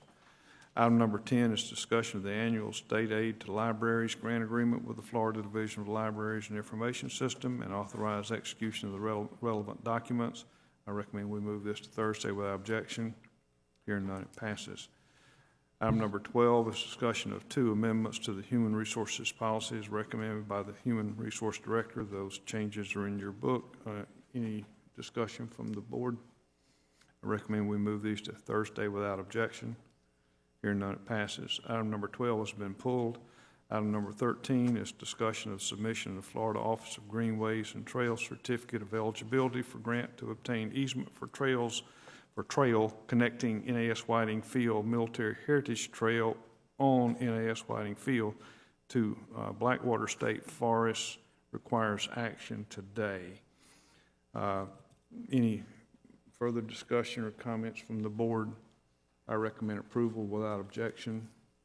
Hearing none, it passes. Item number 14 is discussion of rescheduling the MSBU rate hearing due to a conflict with the August 26th primary election. I recommend we move this to Thursday without objection. Hearing none, it passes. Item number 15 is public hearing scheduled for 9:30 Thursday, April 24th, 2014. Those are none. Mr. Chairman, Yes, Commissioner Leacher. the variance for the sidewalks that we discussed earlier is a public hearing. That should have been listed. Is that correct? Won't Yeah, that I come just back didn't- to us? I didn't list it twice. I mean, we put it up front so that we felt like there would be some of the people here, but yes, it will be in your normal public hearing places, I believe, 9:30 Thursday. Okay. Just wanted to make sure. Yeah, I just Thank didn't you. put it both places. Thank you for that, Commissioner Leacher. Item number 16, Mr. Walker. These are, I guess, 2 grants from the, recommended by the Tourist Development Council. The first is in the amount of $10,000 for the proposed Navarre Fishing Rodeo, I believe sponsored by the Navarre Beach Chamber Foundation, and that was approved, as I said, in the amount of $10,000, and also an allocation of $5,000 to the city of Milton for a portable stage. And both of these come as a recommendation from the Tourist Development Council. Do we need to move this, recommend we move this to Thursday without objection? That'd be correct. No, okay, sir. Hearing none, it passes. Item number 16 is engineer's report. Mr. Blaylock. Thank you, Mr. Chairman. Item number 1 is a discussion of the work order from Hatchmont McDonald in the amount of $41,480 for the Peter Prince East Apron Rehab and Expansion. This is a grant that we have had in the work program with DOT, and the funding is going to be 80% DOT, 20% county. Okay, details are in the backup. I recommend we move this to Thursday without objection. Hearing none, it passes. Item number 2 is a discussion of the Peter Prince T-Hanger project. We received bids last Tuesday. We have a placeholder. You see the bid tab. We anticipate getting a final recommendation from our consultant later this week, which we'll circulate to the board in form of email with a specific recommendation for award. Okay, I recommend we move this to Thursday without objection. Hearing none, it passes. Item number 3 is a discussion of the change order number 1 to the contract with Panhandle Grading and Paving in the amount of $25,173.40 for the Navarre Beach Causeway Turn Lane Project. And when we bid the project, we noticed that we were going out simultaneously with the bids and the permit through FDOT. FDOT required these changes, and this is noting the changes that were required as a condition of their issuance of the permit, and we'd recommend approval. Okay, I had a question there is why. So you nailed the why that. I recommend we move this to Thursday without objection. Hearing none, it passes. Item number 4 is a discussion of the contract with Volker, Inc. for the engineering services in the amount of $62,811 for the site certification process for the Jeff H. Road site, and that's included in attachment D. Shannon Ogletree with the EDO office and engineering negotiated with Volkert, and we are recommending this to the board. Okay. Anybody have anything to add to this? Questions, comments? I recommend approval. I recommend we move this to Thursday without objection. Hearing none, it passes. Item number 5, which is very pertinent, is a discussion of the work order for Baskerville Donovan in the amount of $399,820 for the Highly by the Sea drainage study. In your backup was a specific scope of service, and we are recommending at this time sections 1, 2, 3, and the geotechnical environmental services for section 4. I do have one comment here. Yes, sir. In the future, please, when you do things like this, please note as low bidder selected at and approved by the board, because this went out for bids. No, sir. I think it did too. Okay, we selected Baskerville Donovan, I stand corrected. Yes, but we have approved this at a prior yes, sir. meeting. We will do that as recommended. If you were just reading this on the internet or watching it at home, you would have no indication this has been discussed before now. We'll note that for Thursday's action. Okay, that was my only objection, that you wouldn't realize that this field had already been plowed. Right, Yes. okay. We will do that. All right, I recommend we move this to Thursday without objection. Hearing none, it passes. Mr. Chairman, Yes, sir, Commissioner. this is where I had asked to have the information item put on the agenda. I thought it would just be good information for us all to have regarding the rainfall that we've received, not just over the last couple of weeks, but really over the last 6 months, 9 months, maybe 12 months. You know, our flooding problems in the south end of the county, but now we're seeing some more in the north end of the county as well, have been well documented through emails and phone calls. But if you look, I just wanted to point out the inordinate amount of rain that we've had. This shows the 60-day observed precipitation in Florida. And you can see that big band of red that stretches across the panhandle, and we're right in the middle of it, especially the south end of the county. And if you'll go to the next slide, this shows you the last 90 days from April 19th, the previous 90 days. Go back one there, Roger. Shows you the departure from normal, and this is percent of normal precipitation. So gray is 100%. We are in the light blue. In the last 90 days, we've received between 150 and 200% of the normal rainfall for that period.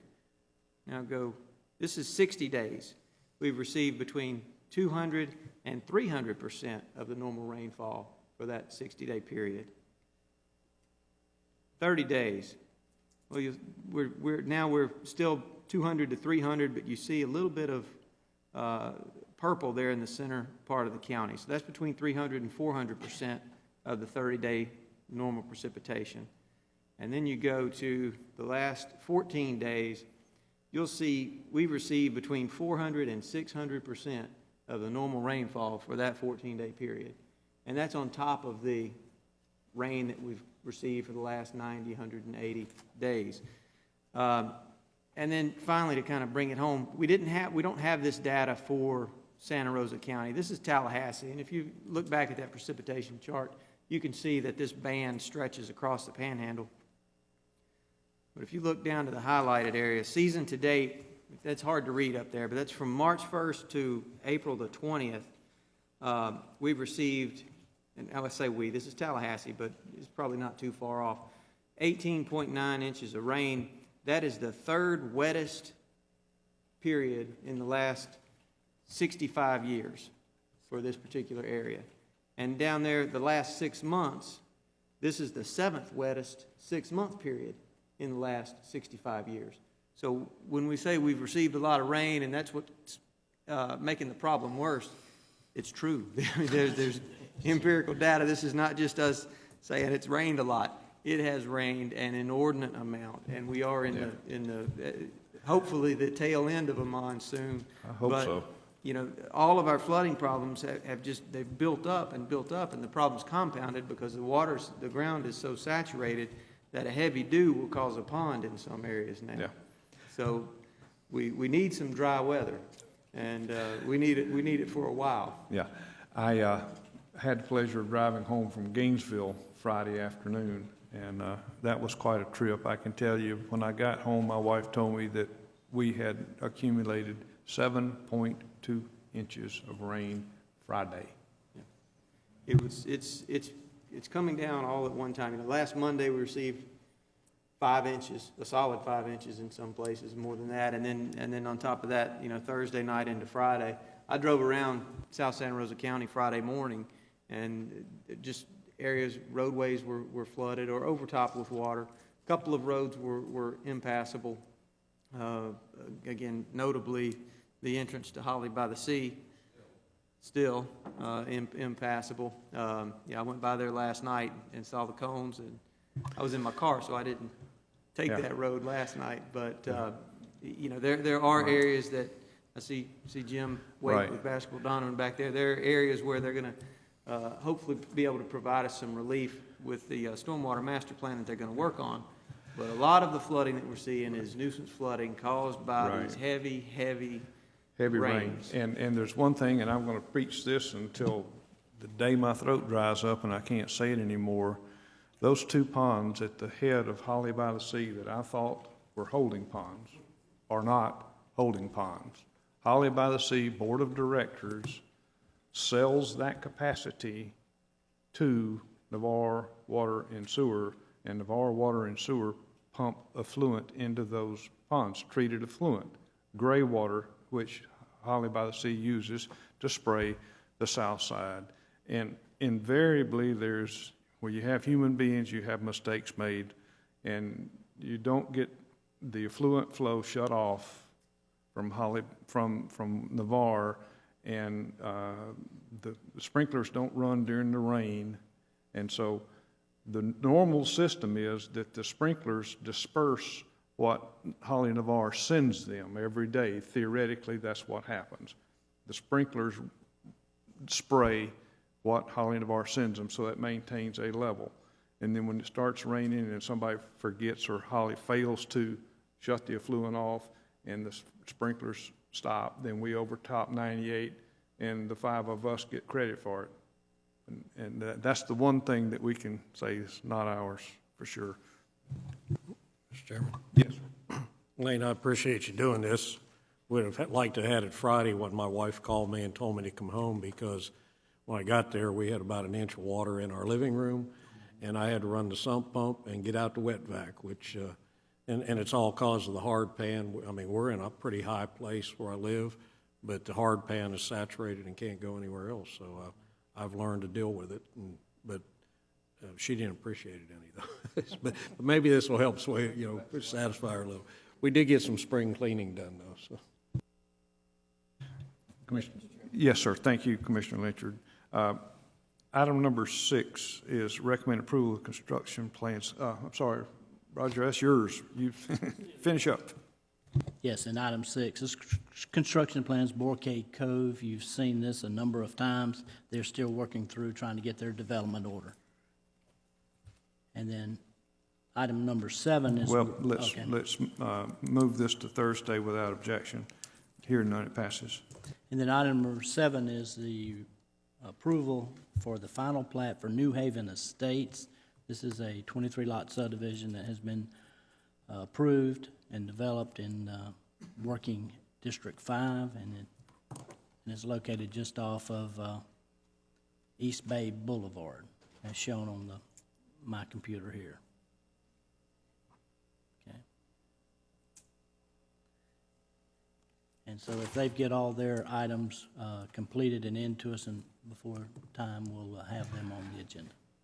Will that include a hydrology report so that we know whether or not this soil is well drained? And I'm serious, that's not a frivolous question. No, I understand. This one is already developed, it's on the ground. We can bring you the construction plans that do include a geotechnical report, but this is a final plat. The improvements are. But we do know what the hydrology of this soil is now. We know it met our requirements of the 100-year design storm. Okay, Yes, sir. okay, thank you. Recommend we move this to Thursday without objection. Hearing none, it passes. That concludes the engineer's report. Okay, Public Service Committee, Commissioner Lynchard. Thank you, Mr. Chairman. Item number 1 is discussion of award for bid for the ship emergency repair project to the lowest bidder, Kaiser Siding and Construction, Inc. The bid amount of $9,850 exceeds the maximum emergency repair limit of $10,000. That's because the total project cost and lien would be $10,611.95. Any questions, discussion on this? I'll move approval of that to Thursday without objection. Hearing none, it passes. Item 2, discussion of approval of the SHIP second mortgage subordination request for the property located at 4373 Pine Villa Circle in Pace. I'll move this to Thursday without objection. Hearing none, it passes. Item 3, discussion of approval of the SHIP second mortgage subordination request for the property located at 6495 Skyline Drive in Milton. I'll move that to Thursday without objection. Hearing none, it passes. Item 4 has been discussed and moved already. Item 5, discussion of award for printing the 2014 disaster guides to Panaprint in the amount of $16,697 for 30,000 copies as the lowest quote through comparison shopping. And I'll move that to Thursday without objection. Hearing none, it passes. And that concludes public services. Public Works Committee, Commissioner Cole. Thank you, Mr. Chairman. Item number 1 is discussion of resurfacing the following roads in working District 5 at an estimated cost of $134,797. Frontera Street from Nevada Street to Escola Street, Pamplonia Street, Eastern End, El Fernando Way, El Sereno Way, Village Parkway from Champaign Avenue to Highway 98, Cypress Lane, and Pro-Am Court. I'll move that to Thursday without objection. Hearing none, it passes. Item 2 is discussion of posting no-through truck signage on Chantilly Way and Ridge Avenue in District 1. This was brought to my attention by several folks that live in that area that have seen increased through truck traffic, and I'd like to discuss this with Mr. Whitfield and would like to move that to Thursday without objection. Hearing none, it passes. Item 3 is discussion of one-year extension of agreement with Southern Energy Company for fuel, oil, and lubricants at the same price, which is equal to Santa Rosa County School Board pricing. Move that to Thursday without objection. Hearing none, it passes.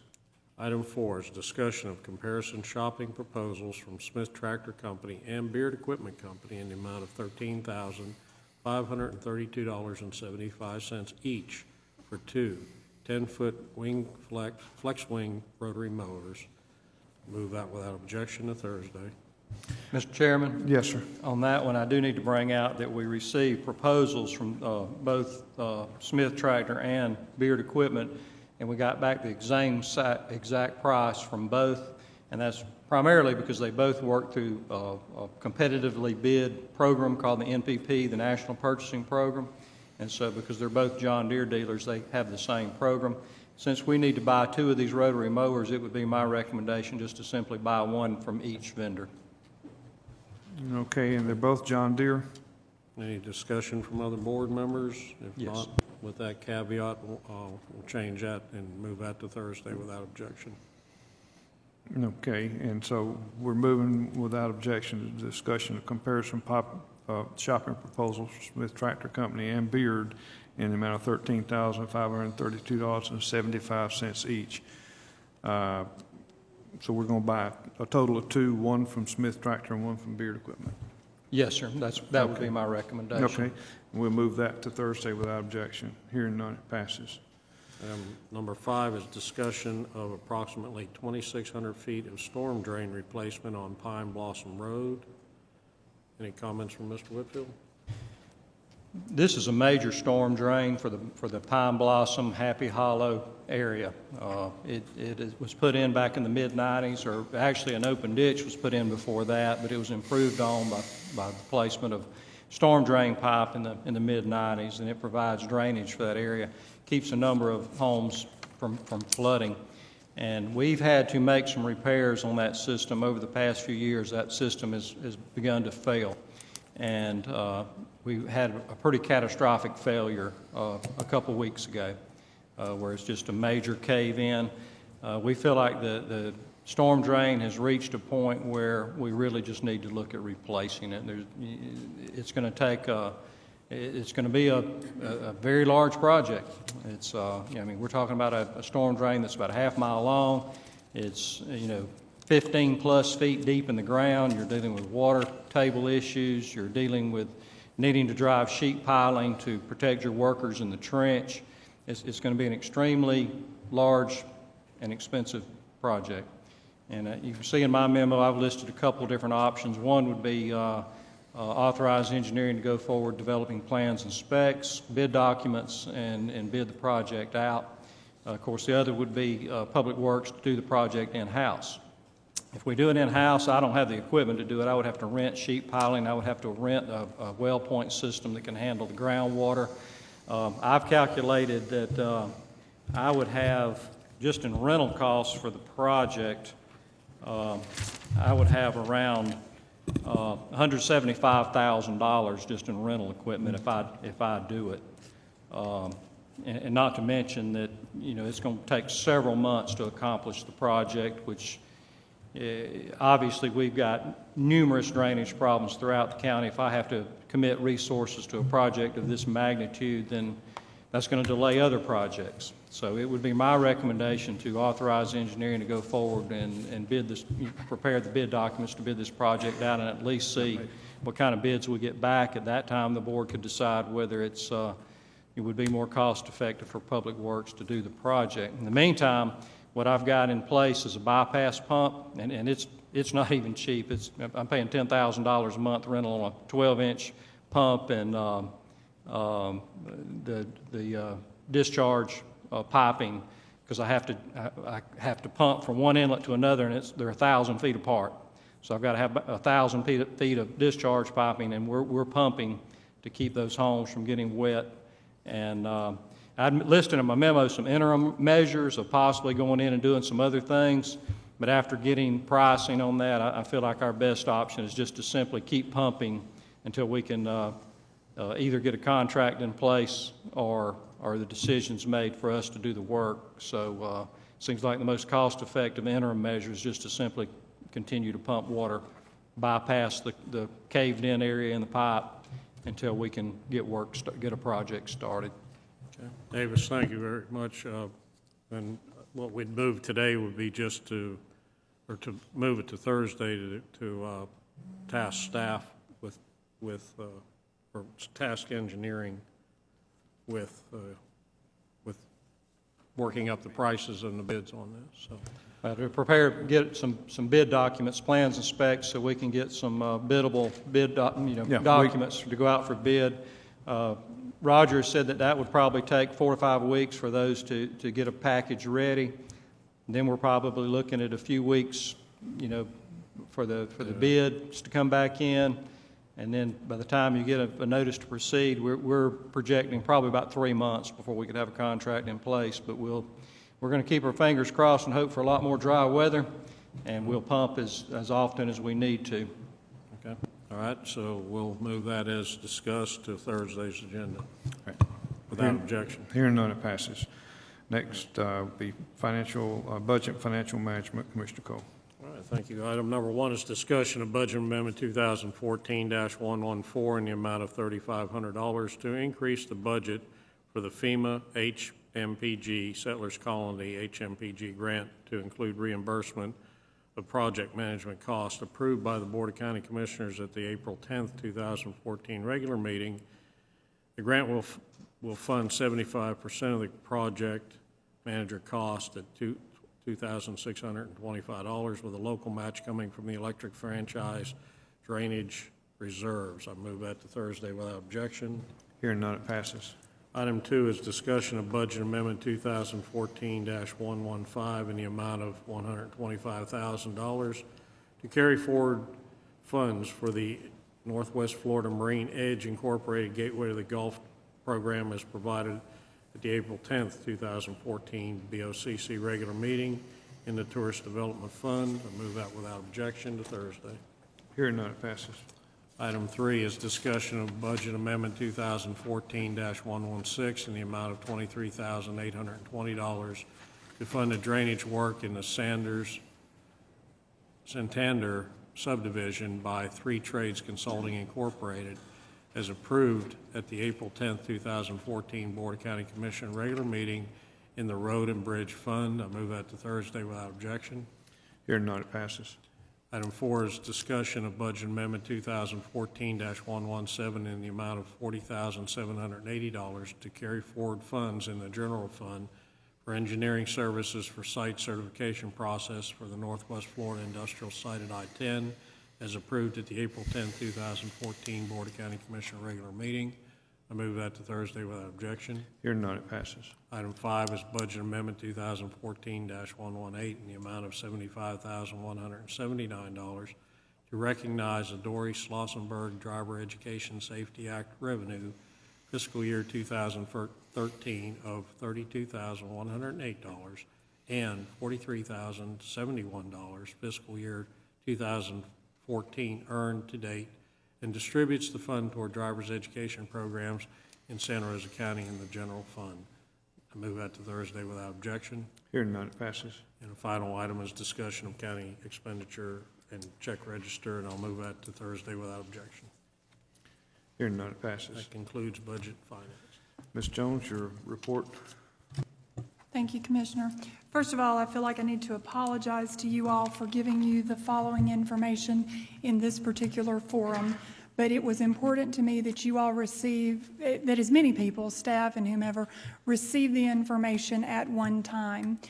Next, I would like to thank you all very, very much for the opportunity to represent Santa Rosa County for the past 4 years. It has certainly been a privilege. However, my family and I have made the decision together that the time has come for me to restructure my legal practice, to spend more time with my 2 elementary-age sons, whom I enjoy just very, very much. And so I would like it if you could move to Thursday the acceptance of my resignation with my thanks. Wow. Well,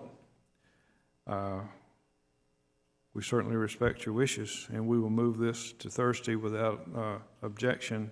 I would appreciate you giving us that other warm fuzzy about how long you're going to work until we find your replacement. I think there's something in your contract. I just don't know what it is off the top of my head. I don't know that it's in my contract, but it is a warm fuzzy that I do need to give you. I will work with you all as long as you would like for me to, and will certainly make this as smooth a transition as is possible. Okay, well, at this point in time, I'd like to instruct the county administrator to get the RFP put together, and let's begin this process immediately. And we appreciate your hard work, and I hope we didn't beat you up too bad. I hope you still love us. Okay. All right. Wow. Okay. Public forum. Anything anybody wants to bring to this? Good morning. Jerry Cooey, 6049 Arnie's Way. And I appreciate the opportunity to speak before you today. Couple items here that I just feel necessary that need to be said today. I'm gonna start over the issue of the logoed umbrella that was discussed about that Mr. Cole had with him, and I understand, and I'm certainly accepting of the county attorney's reading from the ethics department that it needs to exceed $100 before we keep track of that. However, I would like to read part of the state statute, which is 112.313.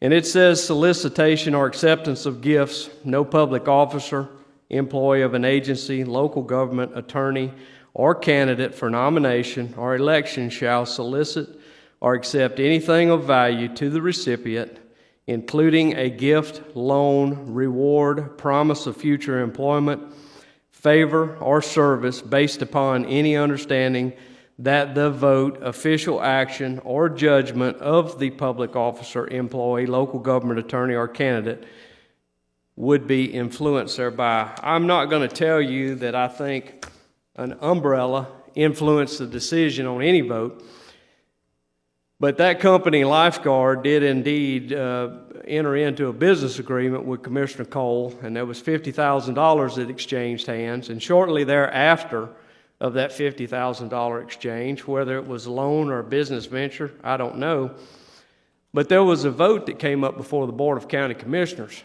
and Lifeguard had asked for 350,000 miles on their ambulances, and Commissioner Cole wanted way more than that.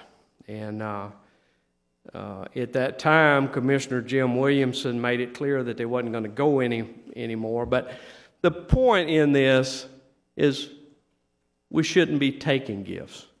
The point in this is at a good moral man's graveside, we shouldn't be advertising the fact. And I will tell you personally, I took it very personal. I didn't like it at all. Another issue that I think we need to talk about today, and a lot of people know that I believe in public records. I think public records are important. And I asked for some public records a couple weeks ago, which I have in my possession. And I'm going to say this. Jim Williamson was a good and moral man. And prior to Jim Williamson's passing, he made a request that his son fulfill the remainder of his seat. And I'll tell you that, you know, even Commissioner Salter and I, we might not get along, but if I saw such a request from Commissioner Salter, I'd make sure that I honored that request. We've had several circumstances in Santa Rosa County where that has occurred, and I think it's the right thing to do. I say that in this public records request, I find a text message that went to Doug Broxson. And in that text message was the telephone number for Mark Cotton.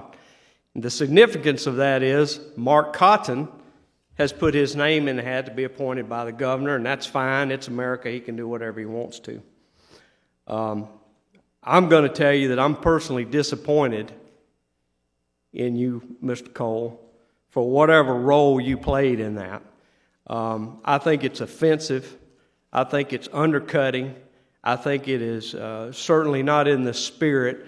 And, you know, I love a political fight as much as the next guy. We're having a good arm wrestling match over a courthouse and some other things. This is so far below that, it pales in comparison. And you may not like the fact that I'm doing it from here, but I don't like the fact, whatever participation you had, and I'm sure you'll have an explanation. I expect that Representative Doug Broxson will have an explanation.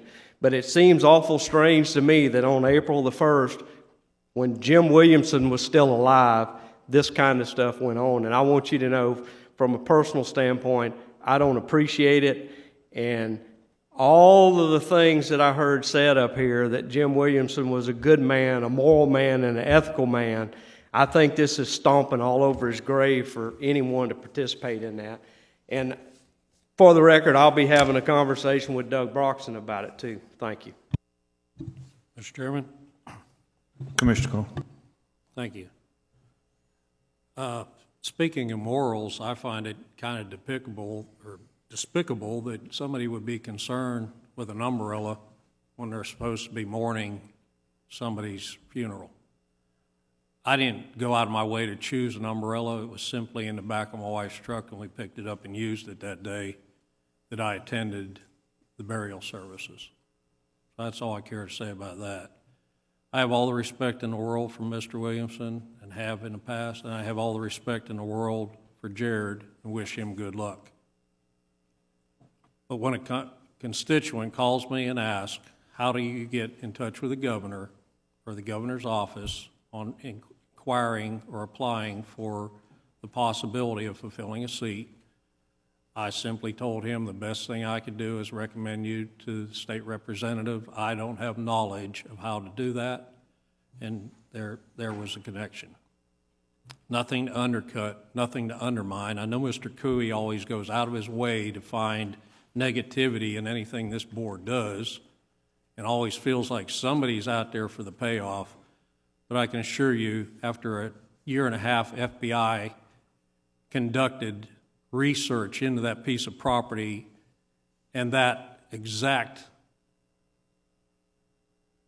contract that you questioned, if you think you can do a better job than the FBI, then step up to the plate, because I don't think you can.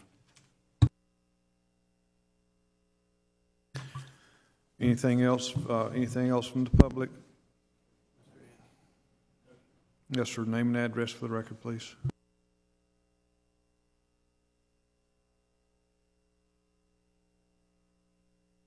Mr. Anderson, you got to make the light come on. The other button. Okay. I'm Clyde Anderson, live at 1097 Lionsgate. I'm president of the Lionsgate Homeowners Association, but I'm not here to speak for the association because the board has not discussed this survey that I did. I furnished each of you the study that I did about garbage. A friend of mine said, Anderson, why are you digging in garbage? And I said, well, furnish information because of an observation I had.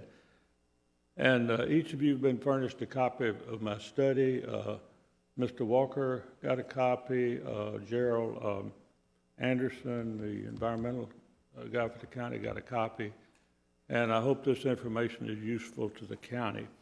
I did it in Lionsgate. Lionsgate is, we have 70 owners in Lionsgate. And I studied the garbage use for 4 weeks, which is in my report. And the result of it is that the garbage is used less than 50%.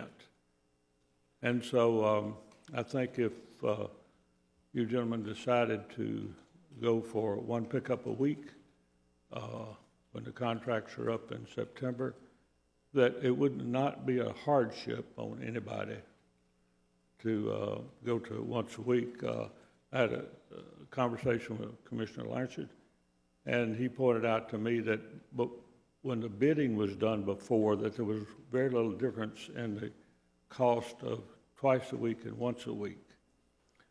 That makes the cost not much of a consideration, but then also pointed out before has been the use of the streets and the garbage trucks on the street, and if you cut it to once a week, it cut down that 50%. So I appreciate this opportunity to speak to you, appreciate the work you guys are doing. If there's any other information that I can furnish to you from digging in the garbage, I'll be glad to do it. Thank you. Mr. Anderson, thank you for coming up, and I appreciate you putting that little survey together. It is good information. It does go to show that most people can get by fairly easily with once a week garbage pickup. I'm not sure we're ready to go there yet, but it definitely gives us some food for thought as we move forward. And I'll just weigh in on that too. Once a week does Audrey and I just fine until the grandkids are in town, and then twice, 3 times a week may be required. So I guess it depends on the age of your family and the size of your family and stuff, but I appreciate it. Anything else from anybody? Yes, sir.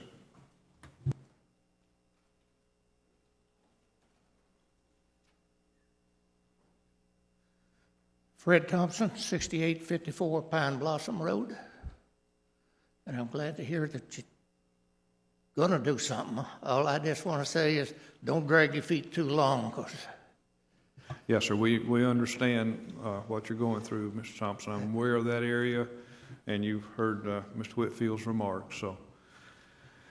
The county is just absolutely swamped, and that's no pun intended. We're just inundated with flooding problems. I worked construction for 40 years, and I understand what the rain does, but I also understand that sometimes there's delays that's unnecessary. Yes, sir. Well, we're getting a hurry up. I want it on the front burner. Right. Thank you. We have a hurry up in our get along, okay? Anything else from anybody else? We are adjourned.